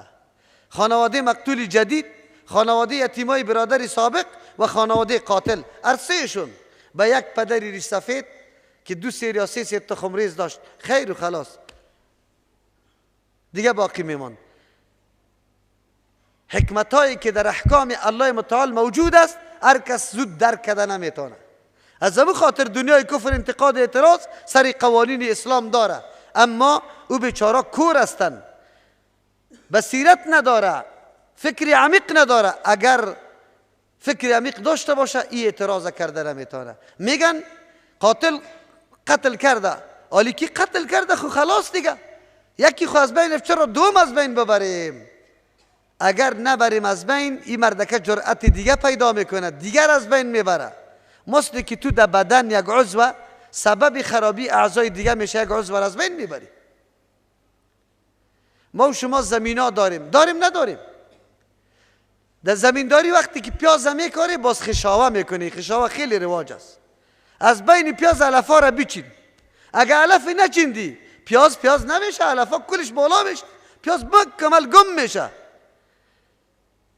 فاسد در یک جامعه حیثیت خشاوه را داره. علفی که در بین یک بوته است که تو کاری دیشه، اگر این علف از بین نبری بوته رشد نمیکنه. اجتماع وقت سالم به امن باقی میمونه که افراد فاسدی که دانه سرطان است و کلگی را به کلگی سرایت میکنه، این از بین ببری. این حیثیت داره. از او خاطر کسی که انتقاد اعتراض سری این حدود الله میکنه که چرا اینطور است، یا اصلا حقیقت امر درک نمیکنه. وگرنه این در قانون خودشان هم اینطور است که دکتر کدام عضو که سبب خرابی دیگه عضو میشه او عضو را از بین میبره، نمیمانه شه، به خاطری که بدن دیگه سالم باقی بمانه. در اجتماع آدم فاسد، آدم بد اخلاق سرزنش شدن، او را تهدید کردن، او را جزا مقرر کردن، او را بندی کردن، این کلش جلوگیری از فساد است که جامعه ملوث نشود، خصوصا در بخشای خیلی مهم زندگی که نفس است. یک آدم در نفس تعرض میکنه. یا ایها الذین آمنوا، کسایی که ایمان آورده، قبلا هم براتون گفته بودم زمانی که الله متعال میگه یا ایها الذین آمنوا، اشاره به این میکنه که مؤمنا شان شما چقدر بلند است. این حکم عملی کردنش از شما مطالبه میشه، از شما مطالبه میشه. ما گاهی وقت برای شما میگیم که شما افراد ترجمه باید کاری نامشروع، کاری غیر پسند از پیشتان سرزد نشوه. چرا؟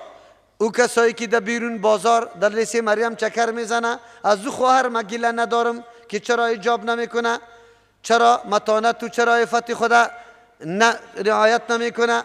گله ما از تو خواهر میا که چندین سال در درس قرآن نشسته استی، توصیه برات شده، لیکن بازم تو مسیج روان میکنی، تو بچه قطمه شاگرد استی، خواب خدا نمایانم میکنی که من خیلی عقیدتمند هستم، بازم تو مسیج کاری میکنی. چرا؟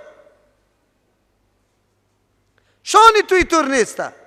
در کدام مرکز که تو تعلق داری، با کدام عقیده که تو تعلق داری، با کدام جماعت که تو تعلق داری، کلی از یاره در مد نظرت بگی، ایره کلش بگی. چرا؟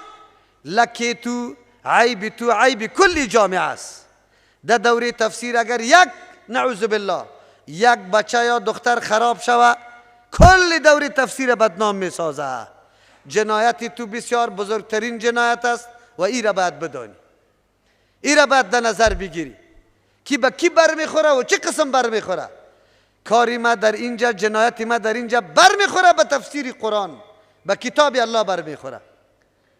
و من خو میگم و باز اعلان میکنم که کتاب الله است. در این درس که شریک شده قدر کتاب الله را بشناسی. اگر قدر کتاب الله را نشناخته اینمی صحنه نشانی باشه، اگر رسوا نشدی اینمی جای نشانی باشه. هر قدر تو پنهان کار بکنی، هر قدر اگر گپای در پیش مردم نبرامد اینم اینجا نشانی باشه این کتاب الله سی دوره تفسیر است. این را یاد داشته باشی، قدمی کج باید نمانی. ولی افسوس است که ما بارها تکرار کردیم لیکن تکرارها مفید تمام نشد. باز میبینی که آخر رسوایای شما را آدم جمع کرده نتانه از هر طرف. از او خاطر من توصیه ما است که در دوره تفسیر می خواهرها بسیار به متانت، به عفت، به وزن، به مو شخصیتتان اگر برادرای ماست کلشان باید قدر تفسیر بدانه، قدر مجلس بدانه، قدری وقتی خیلی مهمه بدانه، این رمضان بدانه. گاهی هم نعوذ بالله گپی غلط از دوره تفسیر نبرایه او نشوه. ما از او خاطر یک مرتبه خواهرها را آواز میدم که آوازتان بلند نکنه. خواهرم تو اینجا آمده ای اینطور احساس بکن که من در کجا نشسته هستم، چی باید بکنم، چه قسم بکنم. اگر ما قدر قرآن داشته باشیم تلفن خود ولو که از همسر مانده که از پدر باشه تلفنش مکمل گل میکنم. اینجا بیرون نمیبرایم، اینجا دیگه طرف نمیرم. در این شکی نیسته ما جلوگیری کرده نمیتونیم و نه برای کنترل مقرر شدیم که دختر در ترجمه بیا باز بعد از او در 7 بجه برایه، در 6 بجه برای هر جایی که میره. ما موظف نیستیم، اما تو به نام تفسیر آمده ای، به نام تفسیر از خانه آمده ای، به پدر و مادر به این نام آمده ای، در این رمضان مبارک دروغ گفته ای، اینجا با کتاب الله خیانت کرده ای، با پدرت خیانت کرده ای، با مادرت خیانت کرده ای. الله متعال رسوایت بکنه، خب رسوایت بکنه. چرا که تو امی قدر قیمت دین نمیدانی، این کتاب الله را نمیدانی، دیگه تو چی به درد میخوری؟ تو خب بدنامی میکنی. چرا میبرایی؟ چی ضرورت برش داری که میبرایی؟ اول در تفسیر نبیا. این کارا را که خوش داری در تفسیر نبیا. تفسیر جای کارا نیست. بله در زیارت ها بری اوجا هست، زیارت ها را ملنگا مقرر شده همونجا هر چی میشه، لیکن در دوره تفسیری گپا نیست. خواهش ما از کلی برادر و خواهرها است این گپا قطعا نباشه. شما این برداشت نکنی که البته چقدر گپا خراب است، لیکن منظورم تنبیه و آگاهی است. برای ما کسی انگشت انتقاد نگیره که از بیرون پیردار برام بگه که مولوی صاحب در ترجمه اینجا خواهر میه، باز یک چند خواهر پیش میبره، یک خواهر دو خواهر میبره، کجا میره؟ یک برادر میبره، کجا میره؟ ترجمه ناختم شدنی. چرا خواهر میبره موبایل در دستش هست اونجا گپ میزنه. چی میکنی تو؟ گپ قطعی کی میزنی؟ وقتی گپ زدن اینجا نیست، اینجا وقتی درس شنیدن است. درس باید آدم بشنوه. منظورم است که من خطاب که برای شما میکنم به خاطری که مقام و ارزش پیدا کرده، از شما توقع از این میروه. ما که میگیم که دعوت عملی ما چطور باشه، دعوت عملی ما چی رقم باشه. روز اولی تفسیری ما قطع روز دوم باید تغییر داشته باشه، قطع روز سوم تغییر داشته باشه. زمانی که دوره تفسیر ما کلی قرآن ختم نکردیم، میتونستیم ترجمه لفظی همینطور کرده میرفتیم. ما درسای تربیتی دادیم انشاءالله. در وقتی کم انشاءالله با عقیده آشنا شدیم، حقیقت دین کم کم فهمیدیم، درکم کردیم که ما چی رقم مومن باشیم. از او خاطر ما میگیم که از ترجمه وقتی خلاص میشیم چند روزی رمضان مبارک در این درس قرآن تیر میکنیم، حتما تغییر در ما دیده شود. او زنی سابق و او بچه سابق و مرد سابق باید نباشم. ما باید آثار قرآن در ما موجود باشه. دمی چند روز که آمده از قرآن که چیزی شنیدیم او آثارش باید در ما دیده شود، خامخا تغییر موجود باشه. نشود که ما بیایم و نعوذ بالله یک چیز دیگری از ما چی شده باشه. این را به خاطر تنبیه براتون میگم که قرآن کتاب الله است، آدم با سخت رسوا میکنه. فکرتان باشه. ما براتون بگم که هر قدر پنهانم بکنی با سر از پیشت چی میشه. خب قبل از اینکه نعوذ بالله به او مرحله برسیم خدا نگاه کنیم. قرآن در هر جایی که خطاب میکنه یا ایها الذین آمنو، به می خاطر میگه که این توقع و این گپ هم از دیگرات. الله متعال میگه مطالبه ندارم، دیگران لیاقت این برنامه نیست که برنامه را عملی بکنه. این برنامه لایق شان تو مؤمن است. تو مؤمنی برنامه تا پیش ببر، پابند شو، عملی کو سری خود، او در این برنامه دعوت بده. قصاص ما از دنیای غرب نمیخوایم، از دنیای فاسد نمیخوایم. کسی که دعوای ایمان میکنه، مملکت خود جمهوری اسلامی اعلان میکنه، از یا ما مطالبه میکنیم یا است که جمهوری اسلامی را اسکو. وقتی که جمهوری اسلامی گفتی برنامه الهی را تطبیق کن، حکومت اسلامی را میگه که برنامه الهی تطبیق بشه، برنامه اسلامی تطبیق بشه. خیر به یک ناماندن حکومت اسلامی میشه؟ نمیشه. لیس البر بیان چیسته تولوا وجوهکم قبل المشرق. برنامه اسلامی عمل میخواه. یا ایها الذین آمنوا، کسانی که ایمان آورده، کتب علیکم القصاص، مقرر کرده شده، فرض کرده شده بالای شما قصاص، یعنی برابر بدل گرفتن. قصاص قصه را قصه میگه، یک گپ میزنی دیگه گپ در پشت سرش آمده رو قصه برش میگه. قص میگه یک نفر روان است، قدم قدمش تون پای امانده روان است، قص میگه. قصاص یعنی یکی پای دیگری هم مثل جزا دادن. این را قصاص میگه. به کدام شیوهی که او را کشتی تو او را بکش. که تو را کسی را کشته، حکومت اسلامی او را به مو شیوه بکشه. این را قصاص میگه. فی القتلا، در کشته شدگی ها، در زخمام است. در حدیث در زخمام قصاص آمده.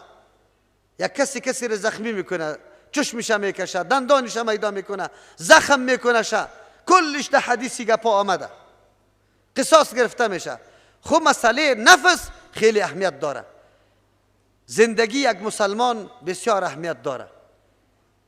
بیران شدن کعبه به نزد الله آسان تمام میشه از اینکه یک مسلمان ناحق کشته شود. یک مسلمان ناحق کشته شود. یک فرد مسلمان پیش الله قدر و منزلت بزرگ داره. از او خاطر قصاص یک برنامه است برای جلوگیری از اینکه مردم در حرج مرج و نعوذ بالله در قتل و قتال واقع شود. الحر بالحر، آزاد در مقابل آزاد. ایایتا برای نفی تصوری غلط، پنداری غلطی که در زمان جاهلیت بود. یک نفر قتل میشد، از او طرف دو نفر میکشتن، غلام هم میکشتن و میخستن. غلام قاتل بود، میرفتن آزاد هم میکشتن. مرد قاتل می بود، زن قاتل می بود، میرفتن در جای زن دو سه مردای دیگر را قتل میکرد. الله متعال میگه نه، الحر بالحر، آزاد در مقابل آزاد، والعبد بالعبد، غلام در مقابل غلام، والانثى بالانثى، زن در مقابل زن. هر کدامش که قاتل از قاتل بعد کشته شود. فمن عفی، کسی که عفو کرده شد، له برای نمی قاتل از طرف ورثه مقتول عفو کرده شد، شیء، یک چیزی از قصاص عفو شد که ما این را قصاص نمی کنیم. قصاص هم میراث واری تقسیم میشه. در بین ورثه یک نفر گفت که ما حق خود قصاص نمیگیرم، اون مردکه دیگه چی میشه؟ از قصاص بچ میشه، لیکن دیت واجب میشه. الله متعال در قتل عمد که به قصد کسی را قتل کرده باشی، اول جزایش قصاص است. بعد از اگر از طرف ورثه مقتول معاف میشه، بخشش میشه، دو را داره. یا مکمل معاف میکنه، دیت هم نمیگیره، قصاص هم نمیکنه، دیت هم نمیگیره، که روش اعلا و بهتر است. البته برای کسی که او از این عفو و بخشش سوء استفاده نکنه، از عفو و بخشش سوء استفاده نکنه. راجح گپ است که عفو برش شود. بله این مردکه به نادانی یا به تعصب یا به زد یا نفهمیده او را قتل کرده، آدم پشیمان سخت، دلش نمیخواست خوی تور شده، از طرف ورثه مقتول برش عفو شود، این رای بهتر است. اما رای دوم هم برش موجود است. بعضی ورثه ای را معاف کرده، لیکن بعضی ورثه معاف نکرده، دیت لازم میشه. دیت هم در شریعت مقرر است، 100 دانه شتر است، 100 دانه شتر. عظمت قتل یک مسلمان بعد از دیت معلوم کنیم. کسی پیدا میشه که امروز یک قتل دیت داده بتونه؟ در اقساط چارگانه در 4 سال 25 شتر داده بروه. 25 100 شتر حالی شما قیمت کنید چقدر میشه؟ یک شتر حالی چند قیمت داره؟ یک گوش شما در قربانی میگیریم 50,000 افغانی گوی خوبش. یک شتر چقدر است؟ 1 لک افغانی. ادنایش 100 شتر 100 لک افغانی. چرا اسلام منظورش این نیست که آدم پچک کنه فقیر بسازشه؟ نه، اسلام ارزش به جان انسان داده که جان انسان چقدر ارزش داره. اگر این جزا در پیش رویش باشه هیچگاه اقدام به قتل نمیکنه. ای که من پس کشته میشم، ای که کشته نشم دیت از پیشم گرفته شوه، از کجا میکنم؟ از کجا میکنم که باز قدر بپردازم؟ الله متعال میگه فمن عفیه، کسی که برش عفو کرده شد، لهو برای امی قاتل من اخیه، از طرف برادرش. قاتل قتل کرده دین چه قسم میفهمیم؟ یک آیت در نظر نمیگیریم، یک آیت در نظر نمیگیریم، کلی آیت ها حدیث ها را در نظر میگیریم. بعد از اون مجمع حکم میبراید که آیا چی کنیم؟ یک آدمی که الله میگه قتل کرده، قتل میکنه یک آدم، الله منع کرده، این مردکه میخیزه، الله منع کردن، تعارض بالای نفس از او را حرام گردانیده و تو او را قتل میکنی. چرا قتل میکنی؟ کافر نشدی؟ نه، قرآن اینجا برش گفت من اخی، از برادرش، به امرای از که قتلام کرده او او را برادر برش میگه، یعنی هر دو برادر دینی استن، برادر نسبی خو نیستن یا خو برادر دینی است. معلوم شد که قاتل مؤمن باقی مانده اگرچه جنایت و جرم بزرگ کرده. قرآن کریم بر ما درس میده که گناه ولو که کبیره باشه مرتکبش ما کافر گفته نمیتونیم تا وقتی که عقیده حلال بودن نکنه که این چیز حلال است. چرا که اونجا باز در بخش عقیده میره، در بخش عقیده کی رفت اونجا باز تو کافر برش گفته میتونی، در عمل کسی را کافر گفته نمیتونی. و من لم یحکم بما انزل الله، کسی که فیصله نکرد به آن چیزی که الله نازل کرده، فاولئک هم الکافرون، بیچاره بعضی مردم ها دچار اشتباه میشه، میگه اینه حکم به این نکرد قاضی صاحب حکم به قصاص نکردی کافر است. نه جناب، اونجا و من لم یحکم بما، به تمام آن چیزی که الله نازل کرده، کلی احکامی که الله نازل کرده سرش فیصله نکنه، کلی احکامی که کسی فیصله نکنه کافری مطلق است. اونجا فاولئک هم الکافرون میشه، اونجا میشه. آیت تنها ظاهرشه به یک توجیه سعی نکو، مردم دستی کافر نگو. چرا؟ به خاطری که باز خودت کافر میشی، تو به حکم الله فیصله نکرده ای. چرا کم فیصله نکرده ای؟ الله برات تو برام میگی که جهاد فرض عین است، تو چی عذر داری که اینجا مرا کافر گفته رویست اینجا نشستی؟ تو فیصله نکردی، خیلی تو کافر هستی. خلاص قاعده خودت کافر میسازه. نکو اینطوری نکو. عقیده جداست، عمل جداست. اینجا الله قاتل میگه از طرف برادرش، قاتل و نفر دیگه که ورثه مقتول است او را برادر خونده، یا برادرای نسبی نیست، برادرای دینی است. فاتباع بالمعروف و اداء الیه باحسان. اول معاف نمیکردی او ورثه، باز کی معاف کردی؟ فاتباع تابعداری کردن است، بالمعروف به طریق مشروع. آلی طور نشوه که او را فریب میدی، از دروغ میگی معاف کردم لیکن دیگر روز کمین گرفته رایستی که کی دگیرم بیام ای را بکشم. الله برات حق داده بود که معاف کن، نکشه، قصاص میتونی. الله برات حق داده بود. خوی قصاص کی میکنه؟ دولت میکنه، خودی مردکه نه، ورثه مقتول نمیکنه. به خاطر که به خاطر انتقام جویی نیست، به خاطر ازی که جلوگیری از جنایات و تسلسل قتلا شود. اولی تو را میگه ورثه مقتول که حق داری که قصاص بکنی، لیکن زمانی که بخشش کردی خلاص شدی. اولی گفته نمیتونی که من را بخشش کنم، بیادر مرا کشته مامان دریش نیستم، تو باش که من یک جای گیر کنم شه. الله متعال میگه نه، مطابق قانون الله علی قدم میزنی. فاتباع بالمعروف، تابعداری کردن است از بخشش خود به طریقی که معروف و مشهور است. بخشش کردی خلاص شد دیگه. او ادان قاتلم توصیه میکنه دین مقدس اسلام، ورثه مقتول گفت که بخشش کردی، عالی بخشش رعایت بکنی، احترامش بکنی، قدرش بکنی، به الله بسپاری.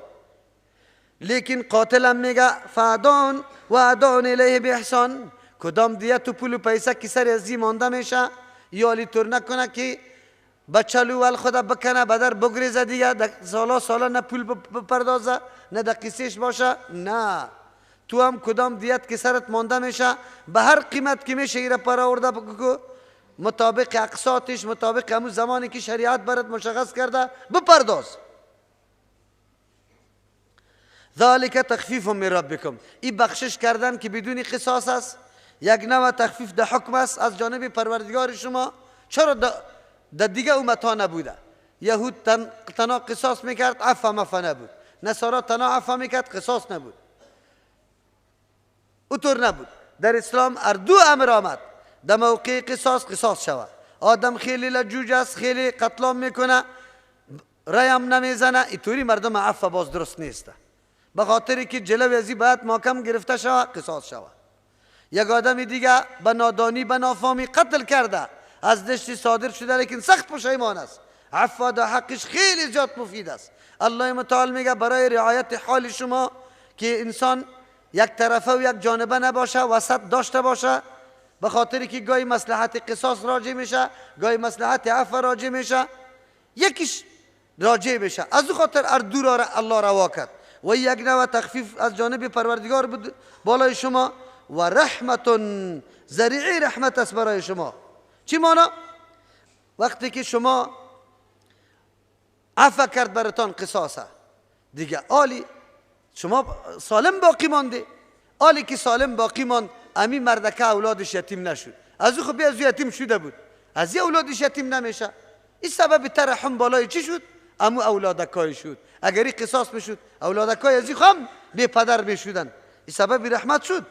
فمن اعتدا بعد ذالک، کسی که تجاوز میکنه پس از این برنامه، تو یک دفعه معاف کرده ای دیت گرفته ای، پس از او باز دوباره در پشت سرش گشته رایستی که من ایره قتل میکنم. الله میگه کسی که تجاوز میکنه پس از این فله عذاب علیم، برای می مرده که عذاب علیم است. سایست که تو مظلوم بودی، اقاربت قتل شده بود، شما ورثه مقتول بوده، ورثه مقتول دل شوگار شده بود، زخمی شده بود، لیکن وقتی که یک دفعه معاف کردی یا دیت گرفتی، پس از او اگر تو میخیزی قاتل از بین میبری، آلی بری تو عذاب علیم است. چرا که پای فراتر گذاشتی از حدودی که الله متعال، حدی که الله برای تعیین کرده بود تو رعایت نکردی. ولکم فی القصاص حیات، برای شما مسلمانان در قصاص گرفتن حیاتون یک زندگی است. یا اولی الالباب، ای صاحبان عقل، لعلکم تتقون، بخاطر که شما تقوادار جور شوی. الله متعال بسیار اعتراضه و انتقادا را به یک کلمه جواب داد. مردم ها میگه قاتل چرا کشته شود؟ قرآن جواب میده حکمت آمیز، ولکم فی القصاص حیات، در قصاص برای شما یک نوع زندگی است. او کدام زندگی است؟ او زندگی معنوی است. کدام زندگی معنوی برای ما است؟ به خاطر که هر کدام احساس یزیر داریم که قتل از ما صورت نگیره. چرا نگیره؟ باز ما کشته میشم، وقتی که خودم کشته میشم، کشتن دیگرها برای ما چه فایده و مفاده داره؟ هر کدام اینمی احساس داره، اقدام به قتل نمیکنه. که اقدام به قتل نکرد، نفس خود در تعرض قتل قرار نداد. قصاص تو را گفت که مردکه اگر قتل کردی قتل میشی، کشته میشی. اینمی تصور تو را نمان که تو قتل کنی، که نکردی قتل، نفست قرار باقی من در جای خود. اگر قتل میکردی نفس تو چی میشد؟ قتل میشد. معلوم شد که هر انسانی احساس داره، از او خاطر قتل نمیکنه. که قتل نمیکنه حالی دیگه چی شد؟ بگه حیات یا زندگی برای خودش مهیا شد. یا اولی الالباب، صاحبان عقل، قرآن کریم میگه کسی که حکمت و مصلحت ای برنامه ها را، ای جزاهایی که الله متعال تعیین کرده میدانه، او نمو صاحب عقل است. اونمو صاحب عقل است. یا اولی الالباب، صاحبان لب میگه خلاصی چیزه، مسکره، جوهر یک شیه، یعنی کسایی که عقل خالص داره. ای صاحبان عقل، شما میدانی که یقینا در قصاص سخت زندگی است. مردم حراس داره که بکشم کشته میشم، از او خاطر اقدام به قتل نمیکنه، کلگی به امن زندگی میکنه. لعلکم تتقون، به خاطر که شما متقی جور شوی. چی رقم متقی جور شوی؟ وقتی که ما نظر بندازیم در این حکم الله متعال، مصلحتو بگوی، رازی خیلی دقیق و باریک میفهمیم که یا الله چقدر برنامه منظم است. قاتل قصاص میشه، از خاطر کل مخلوق به امن باقی میمانه، دانه سرطان از اجتماع از بین میره. در هر حکم الله حکمت است، مصلحت خیلی زیاد است. وقتی که عقیدت پیدا شد که هر حکم الله قابل حکمت است و دو حکمت موجود می باشه، این گپ برات چی میشه؟ واضح میشه که حالی که وقتی این گپ فهمیدی که همه چیز برای خود حکمت داره، که حکمت داره. لعلکم تتقون، به خاطر که شما تقوادار جور شوی، خود به خود تقوا جور میشه. چرا تمامی مامورات الله را به خوشی قلب بر رضامندی انجام میدی؟ چرا انجام میدی؟ به خاطر که عقلت برات گفت که هر حکم الله پر از حکمت است، مصلحت خیلی زیاد داره، همونطور به مصلحت نیست. مصلحت داره، حکمت داره. تو عقیده آمد که مامورات الله را بعد عملی بکنم، به خاطر که مصلحت داره. وقتی مامورات الله را عملی کردی، از منهیات خود داری کردی، به خاطر که میدانستی که مصلحت داره. مامورات الله عملی کردن، از منهیات اجتناب کردن چیست؟ تقوا. لعلکم تتقون، به این خاطر که شما متقی جور میشه توسط عقیده تان. کتب علیکم اذا حضر احدکم الموت، آلی کسایی که انتقاد سر قصاص داشت، پیش براتون گفتم که او اصلا بصیرت نداره یا عقل صحیح نداره. اگر می داشتن انتقاد سر قانون قصاص قطعا نمیتونست. بعضیشان میگه که بعضی اوقات یک آدم میکشه روانی میباشه، دیوانه میباشه، نمیفهمه.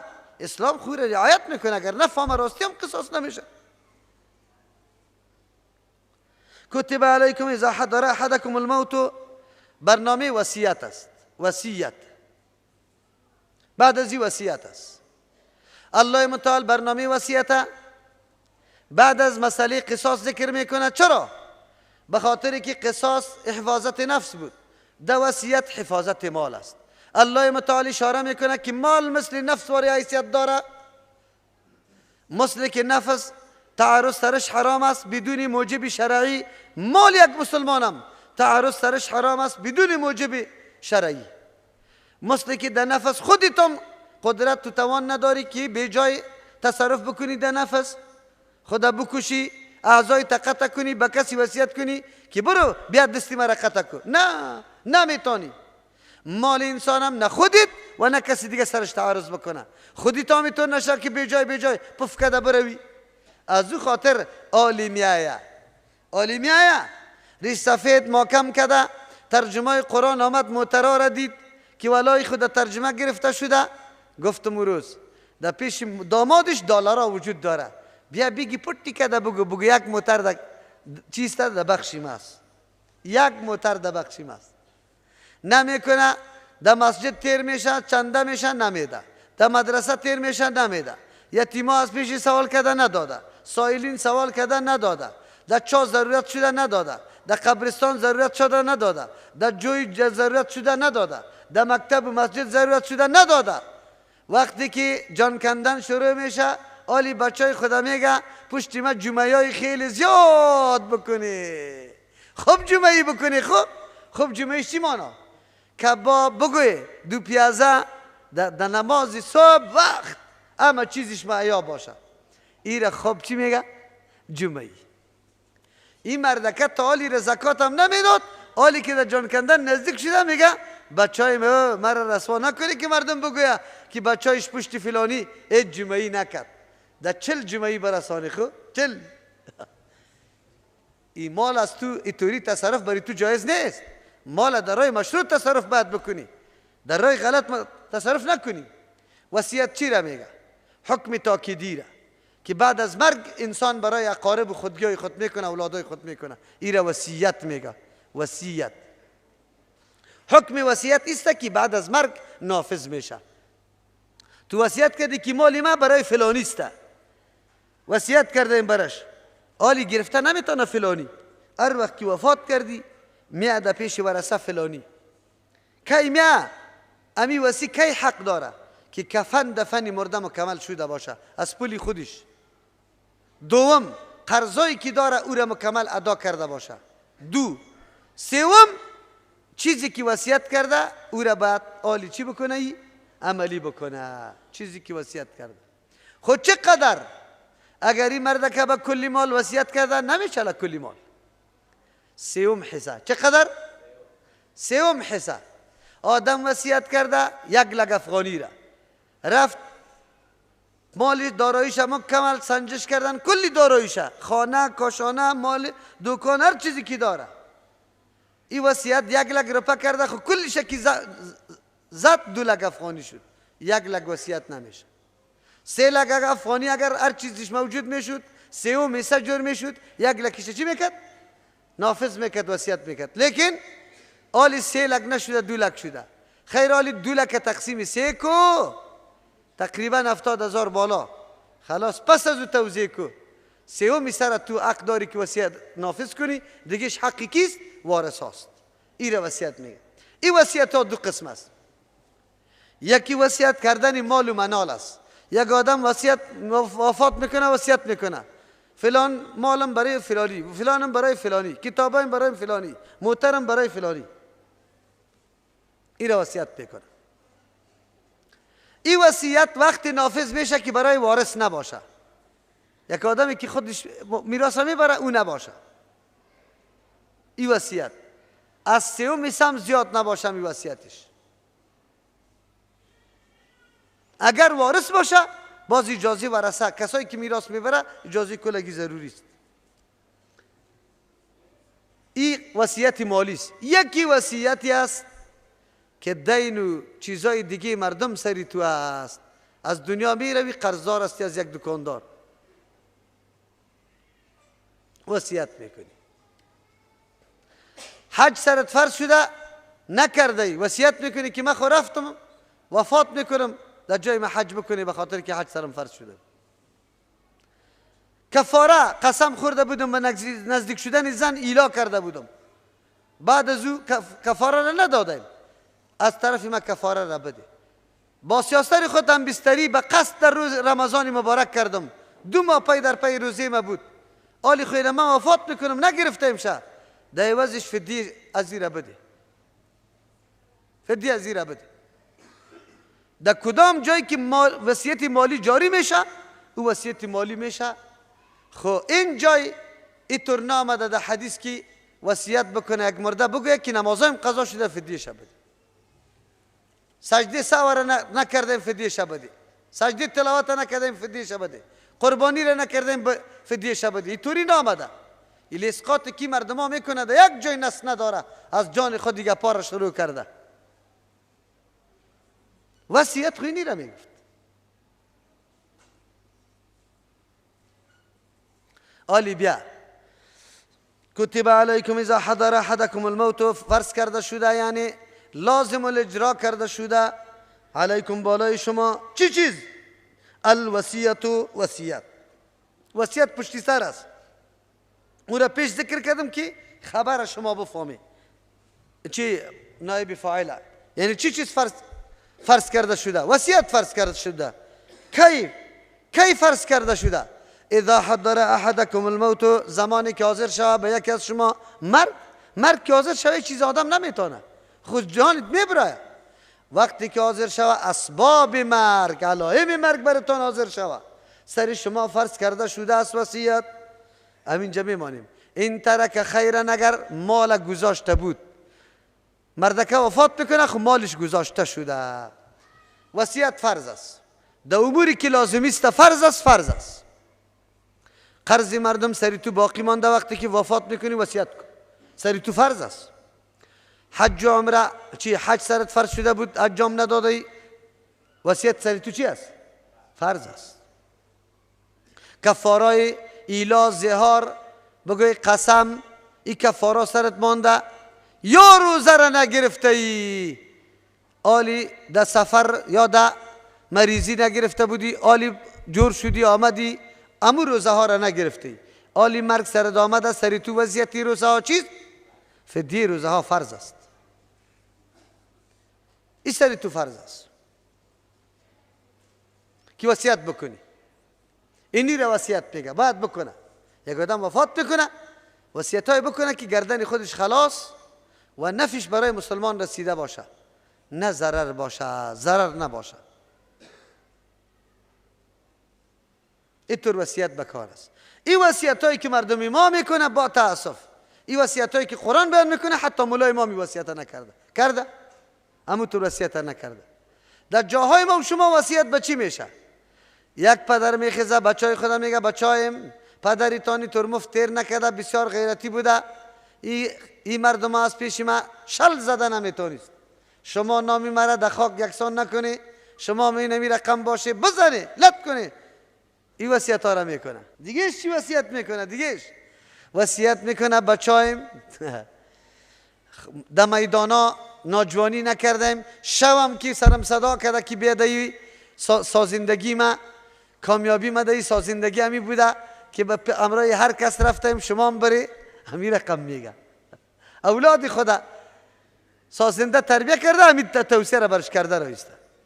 آلی خو مردم ما وصیت چی را میگه؟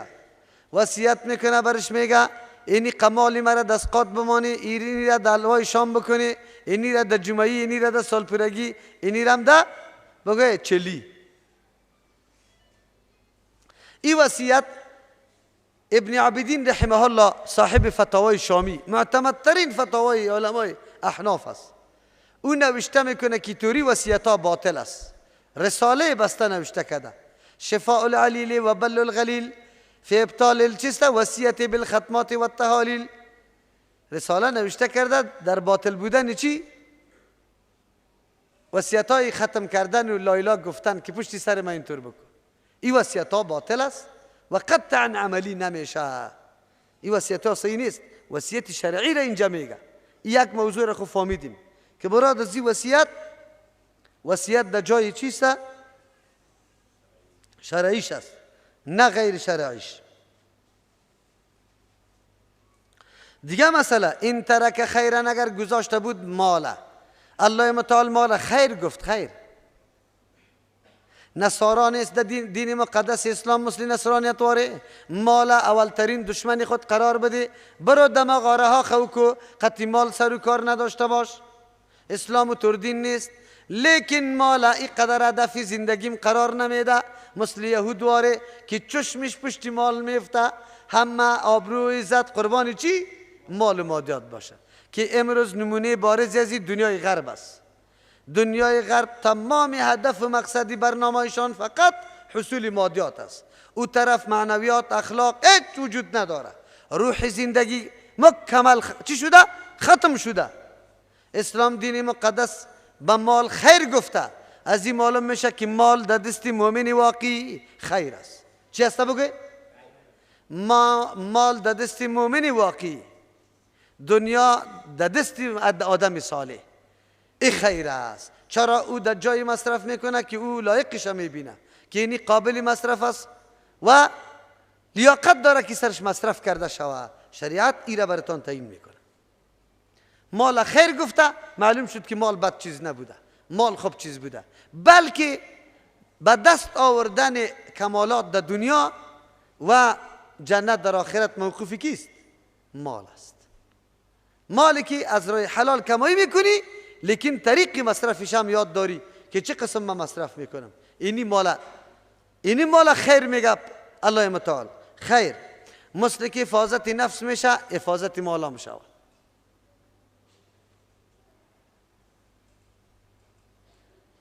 مال هم باید حفاظت شود. دنیا را همونطور هر طرف تیت کرده نرو، پاش داده نرو. جای شبیبی، مرکز شبیبی تشریح میکنم.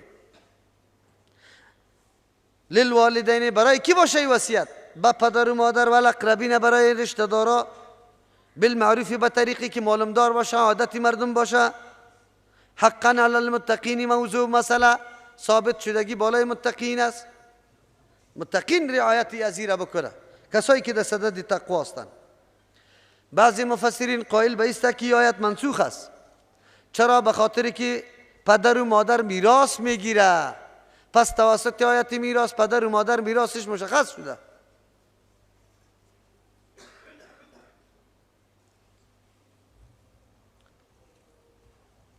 وقتی که میراث پدر و مادر مشخص است، از او خاطر آلی برش وصیت نمیشه. چرا؟ در حدیث پیغمبر علیه السلام میگه لا وصیت لوارث، نیست وصیت برای وارث. پس از او خاطر به پدر و مادر نمیشه. آیت منسوخ است توسط آیت چی؟ میراث. لیکن مفسرین کرام میگه نه، توجیه در آیت، تفسیر آیت طوری میشه که منسوخ نبیه. والدین اینجا دو قسم است، یکی والدینی که میراث میبره، یکی والدینی که میراث نمیبره. والدینی که کافر است میراث نمیبره. آلی تو وصیت بر ازو بکو، خیر است. پدر و مادری تست اگر چی کافر است، چرا که الله متعال مدارات روش اخلاقی کردن با پدر و مادر منع نکرده. و صاحبهما بگوی فی الدنیا معروفا، در معاملات دنیا قطع پدر و مادر ولو که تو را در شرک هم دعوت میده، در معاملات دنیا تو قطعش روش نیک بکو، روش نیک بکو. پدر و مادری که کافر است از مال ما میراث برده نمیتونه، از او خاطر وصیت برش میکنم که اینی از شما. یک للوالدین اینمی رقم است. دوم توجیه آیت، این خیلی توجیه راجح است. اصل حکم وصیت کردن است به عموم. الله متعال میگه که به عموم شما وصیت بکنی، لیکن بعد از او توسط آیت پدر و مادر مستثنا شده. دیگه آیت در جای خود باقی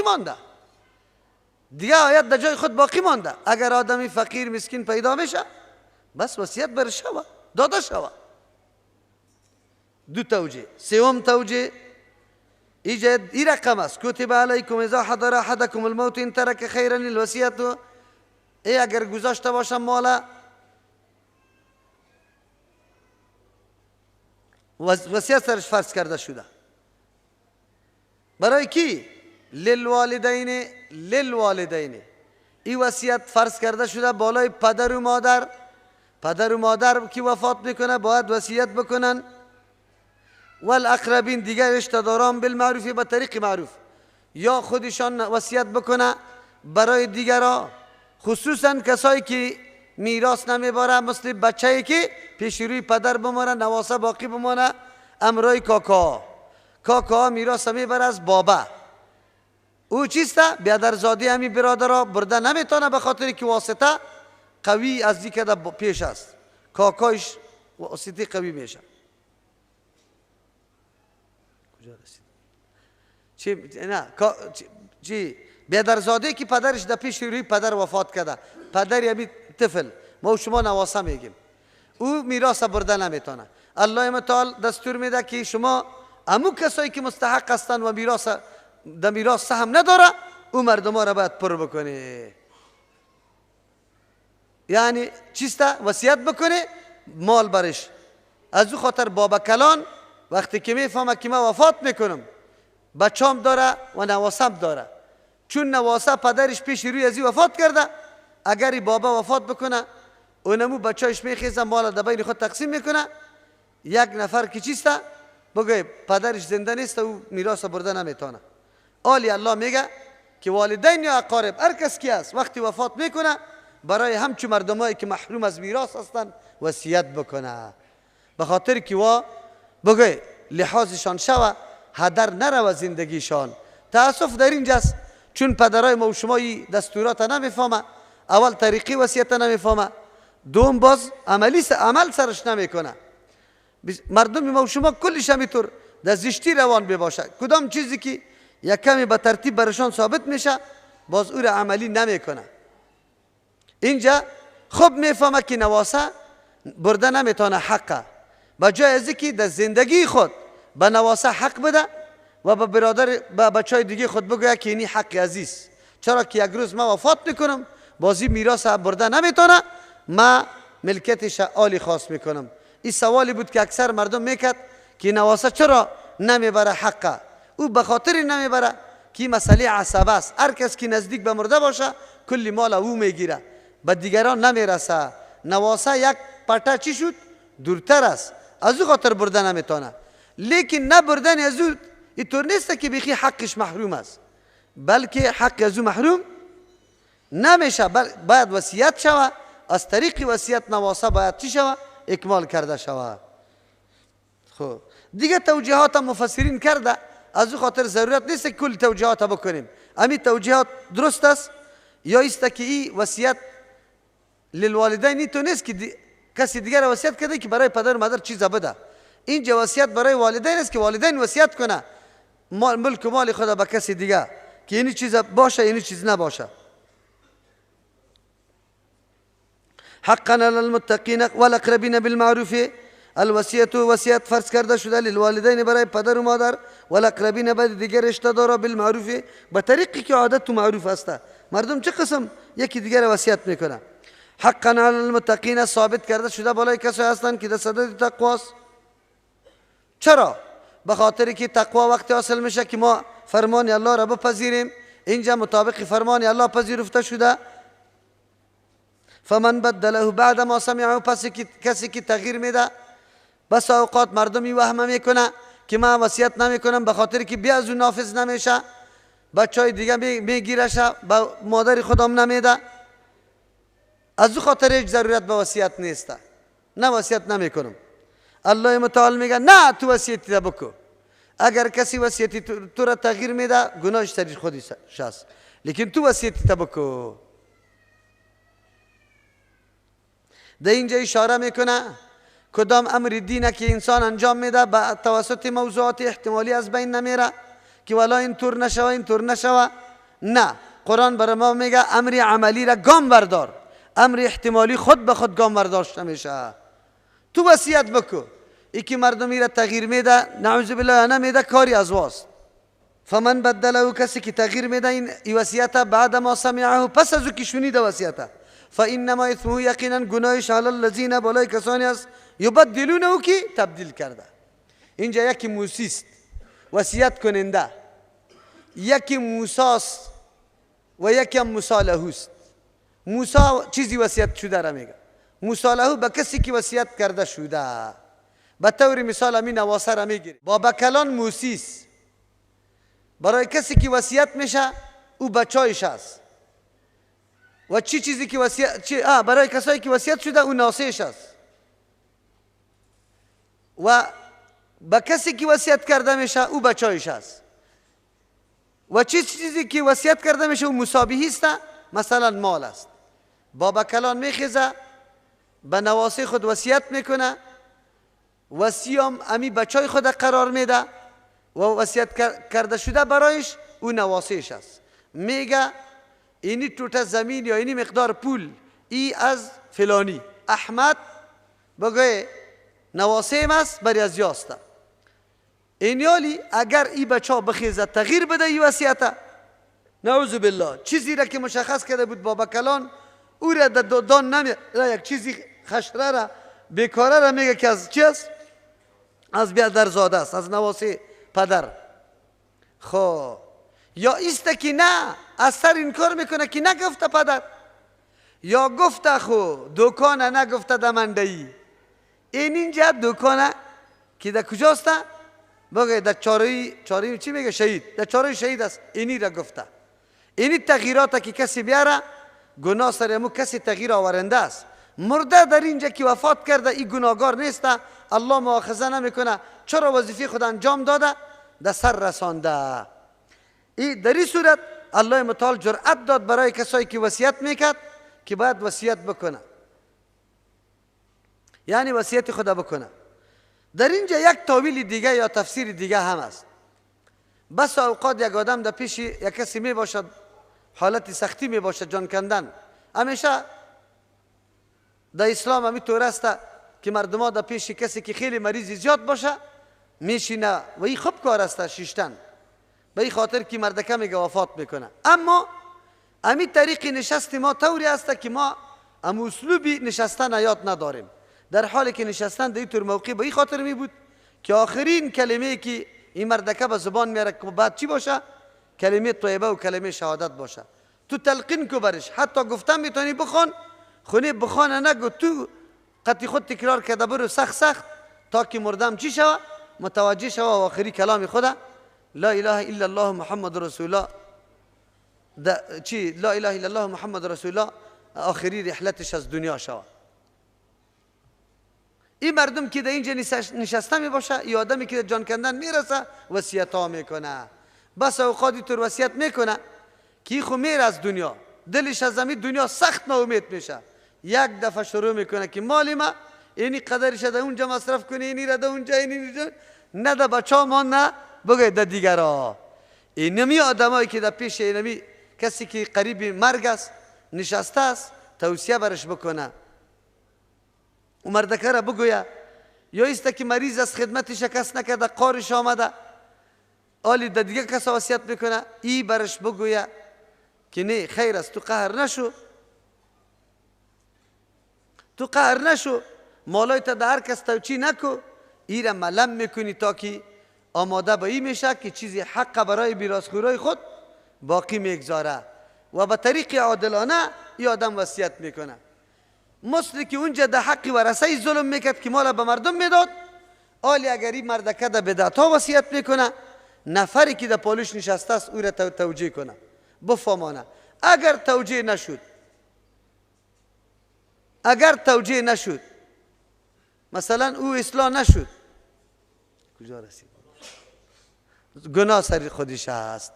اگر او اصلاح نشد یعنی تو خود توصیه برش کردی که بیجای وصیت ها نکن، در بدعت ها وصیت نکن، در اینی طور کار بکن، ولی او آماده نشد، ولی گناه از تو نیست، گناه سری از اوست، تو خیرخواهی خود کرده ای. در اینجا در این آیت یکی از موضوعات دیگه که برای ما و شما خیلی مهم است، معلوم میشه که خانواده پراگنده نشود، خصوصا در مسائل متاع دنیا. هر کدام از حوصله کار بگیره و در صدد جورآمد مردم باشه که نمی اختلاف مادیات سبب نفاق و بدبختی از یا نشود، سبا روز منجر به قتل و قتال میشه، یعنی اینطور در حالت سخت میرسه. چرا؟ اینی موضوعات خود به خود چی میکنه؟ درد به وجود میاره. ان الله سمیع علیم، یقینا الله متعال سمیع شنونده است تمام گفتارها را، علیم میدانه کردارها و هدفهای کلگی را کی کدام رقم هدف داره، کی کدام رقم هدف داره. تاسف در اینجاست که در معاشره ما در یک جای ما نفر مرددار آماده کردم که وا صدقه جاریه بکنه، در جای از که دیگه را پخته میکنه ایره تشویق کردم که بره در یکی از مدرسه حفظ قرآن کریم حفظ میکرد، برش گفتم که یک چند کتاب برش بخر و قرآن کریم برش بخر. او مردکه آماده شد که همین کار عملی بکنه، یعنی برای سال ثواب مرده خود قرآن کریم بخره، کتاب بخره، در مدرسه بده. لیکن مدیرای شیطان در اینطور مواقع پیدا میشه. مدیرای شیطان در گردش آمد گفت مردم برات میگه که مرده تا شلغم گور کردی. دیگر روز دیدم که مردکه دیگار بار کرده، برش گفتم مردکه تو خود ختمه لوز کردی که من کارا میکنم. قائل نمیشد، برای من نمیگفت که کی آمده، گفت والا نفرات دوستا آمد، گفت که اینطور گپ است. بازپسان مشخص کردم. شما باور به الله بکنی الله یک رقم جزا به او مردک داد که وفات شد، لیکن بسیار زندگی خراب تیر کرد. امی کسی که مدیریت شیطانی را کرده بود، مدیریت شیطانی او مردکه را گشتانده بود، پس در عملی کردن چی؟ بدعت. از او خاطر در ماحول محیط آدمی که در جان کندن نزدیک میشه، اگر عالم باشه، اگر دوست موحد باشه، اگر آدمی خوب باشه، او را تشویق به کارهای خیر میکنه، خوب میکنه. اگر نباشه مدیرای شیطان باشه، او را نعوذ بالله در کجا میکشانه، وادار به این میسازه که او در حالت آخری خود، در حالت رفتن از دنیای خودم مرتکب یک بدعت یا وصیت به بدعت شوه. چقدر سخت است که تو در جان کندن رسیده ای، وصیت تام در مورد چی باشه؟ بدعتا باشه که بگوی که 3 و 4 و 40 و جمعگی مرا خب فول چی بکنه. این طور کار است. از این آیت ها برای ما واضح شد که وصیت خودش از جمله امور ضروری در دین است. البته در بس اوقات فرض می باشه او بس اوقات فرض نمی باشه. بهتر است که انسان کدام معاملاتی داره قطعی خود کتابچه داشته باشه. نوت کرده باشه. حتی آرزو و آرمان هایی که داری، مثلا من کتاب دارم وفات میکنم، توصیه ما باشه در مورد کتابم. مدرسه دارم، در مورد مدرسه بگوی باید نوشته داشته باشم. چرا؟ مرگ انسان خبر نمیکنه. تو باید یک یادداشت داشته باشی که ما آرزویم است که این کتابم در فلانی شخص داده شود. چرا؟ من میفهمم که فلانی شخص در راه خدمت دین روان است، فلانی تفسیری ما باید قطع فلانی باشه، ایره ما باید قطع خود بگیرم. دین و قرض و این گپا چه حق الله باشه چه حق بنده الله، ایره کلش قطع خود آدم نوت میکنه. یعنی آن چیزی که قابل تلافی است از نگاه مادیات او را ما تلافی و تدارک کنیم. این کارا را برای انسان داشته باشه. چرا؟ بس اوقات دین مردم سرت است، تو در کتابچیت قرض نوشته کو، صبح روز او مردم دانشواز نمیشه که از تو قرض طلب کنه و معاف هم نمیکنه و اقاربت خبر هم نداره. دیگه چی میکنی؟ تا وقتی که قیامت قایم میشه محاسبه صورت میگیره، جان در جانت باقی نمیمانه. حق مردم کوتاهی کردی، چی چشم پوشی کردی ندادی، الله متعال برات عذاب داده رایسته. از همون خاطر در موضوع وصیت به خواهرها یک توصیه دارم.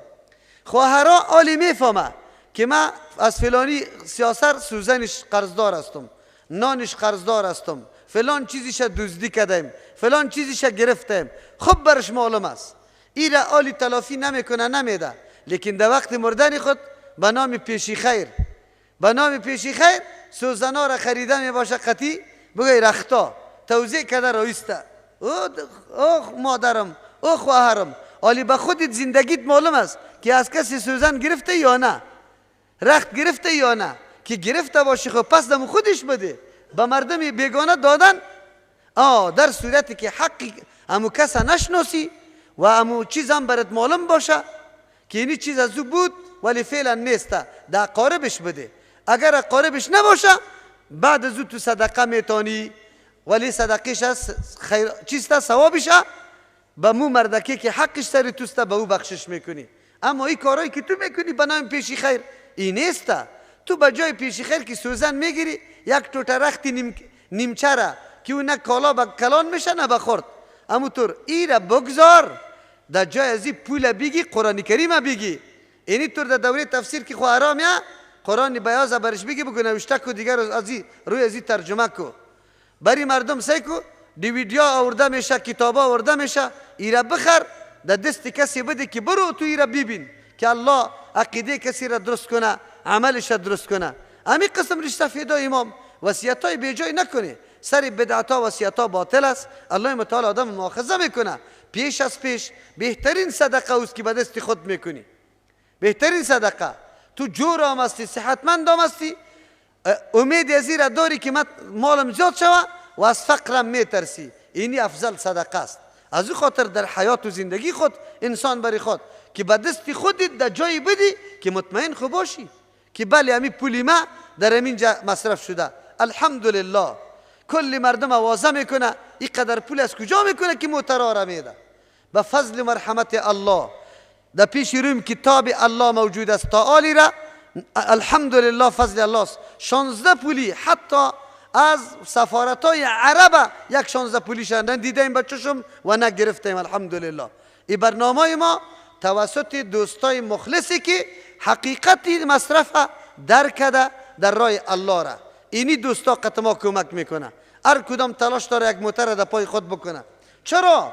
به خاطری که به دست خود این برنامه تربیتی قرآن خودش دیده، خودش مشاهده کرده و خود فهمیده، مطمئن است، بالکل قلبش آرام میگیره که پولم به جای نرفته. حتما 10 خواهر 10 مادر عقیدهش جور شده، 10 مادر هر کدامش مدرسه داره، خانهش مدرسهش است، اولادش شاگردایش است.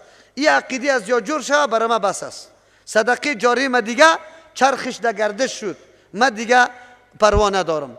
نکنیم که نعوذ بالله وصیت‌های بیجای و غلطه در دیگه جایا بکنیم، در جای این قسم در راه درست بکنیم. این موضوع وصیت بود.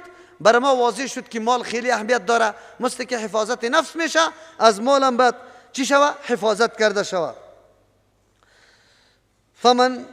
فمن خاف من موسن، کسی که میترسه از وصیت کننده، جنفن میلان کردن یک طرفه را که یک طرف میلان میکنه وارثا را در قصهش نیست بان که مال همونطور بره مصرف شوه در کنج و کو پراگنده شوه او اثمن یا گناه را. گناه چی رقم؟ گناه است که از دروغ اقرار میکنه، یکی فلانی سر بقدر پول داره برای ازو میگه که اقرار میکنه باز پول بگی، این گناه است. یکی یا به گناه وصیت میکنه، یعنی در راه بدعت در راه ناروا وصیت میکنه که مال مصرف شوه. فاصلح بینهم، نفر سیومی آمد صلح کرد، اولادایش میگه که شما ای مردکه خیلی قار است سرتان، امی کلی مال خود در دیگران میده، شما را این چیز نمیمانه، خیر است. این مردکه را کمی قناعت میدیم، شما هم قناعت بکنی، یک چیزی از ایرم بپذیری، شما خود بند نکنی قطش. خود چی بکنیم؟ بیا امی پدرم سرتان حق داره مال جمع کرده، یک کمی پول از ایرم مدرسه جور میکنیم، مسجد جور میکنیم، چا میکنیم، شما دیگه بخیلی نکنید این مورد. و ایرم نمیمانیم که مال خود به دیگران تو رو چپاول کنه و تو پراگنده بکنه، شما میراث خور استی حق داره. ایره صلح میگه. فاصلح بینهم، اصلاح کرد بینشان، فلا اثم علیهم، نیست گناه بالای تو آدم. ای تو آدم خو خیر خواست، ای آدم خو توجیه کرد، این مردکه غلط توصیه میکرد، این مردکه توجیه کرد، این مردکه ظلم میکرد آدمی که قریب الموت است بالای ورثه خود، این مردکه هم ظلم جلوگیری کرده. قرآن برای ما دستور میده انسان در این طور مواقع مصدر خیر بگرد، مصدر این طور امر بگرد که سبا روز و برد دعا بکنه که یقینا دینمی برنامه اینمی فلان سخت مخلصانه قطم همکاری کرده و ما را توجیه نیک کرده، ای قدر ازیره بدانه. علما در این طور موقع رول مهم داره، دوستا را توصیه کرده میتونه، توجیه کرده میتونه که مال خود غلط استفاده نکنه و در جای غلط بروه. قطعا اینطور چی نیسته. اینی را مردم نیک میگه. انسان همیشه مردم به خیر دعوت بده، به امر بالمعروف و از منکرات منع بکنه. خود منع بکو، اگر او انجام میده شریک نشو، به خاطر که زجر باشه برای از او، ولو که مردیش باشه بگو به خاطر شریک نمیشم که تو اینی کار خلاف شرع انجام دادی، زجر نمرایت شریک نمیشم. زمانی که تو تسلیم به حکم الله شدی، بعد از او دوستی اولیم هستی. تا وقتی که تو مخالفت دین الله را، حکم الله را میکنی، تو قطعا دوستی نداری. الله متعال ما شما را توفیق نصیب بکنه که ما بتانیم واقعا خدمت کرده، بتانیم در جامعه خود و توجیهات درست بکنیم. و صلی الله تعالی علی خیر خلقه محمد و آله و صحبه اجمعین. دعا بکنی که الله متعال کل مشکلات حل بسازه، الله توفیق عمل به کتاب خود نصیب ما بگردانه. پروردگار این برنامه ها را که هر کسی کمک میکنه، اکمالات میکنه، ترتیب و تنظیم میکنه، الله متعال کل گیر اجر جزیل در دنیا و آخرت الله برش نصیب بکنه. صدقات و خیراتایشان الله در بار خود قبول بگردانه. الله برکت زیر دمال اولادشان ده همه امورشان بندازه. از همه آفات و بلیات همه مسلمانان را الله نگاه کنه، اتحاد و اتفاق الله در بینشان قائم بگردانه. تمام حاجت های ما را که مشروع است الله برآورده بسازه به فضل و احسان خود، و از هر قسم ناهنجاری ها الله ما را نجات بده. ربنا تقبل منا انك انت السميع العليم.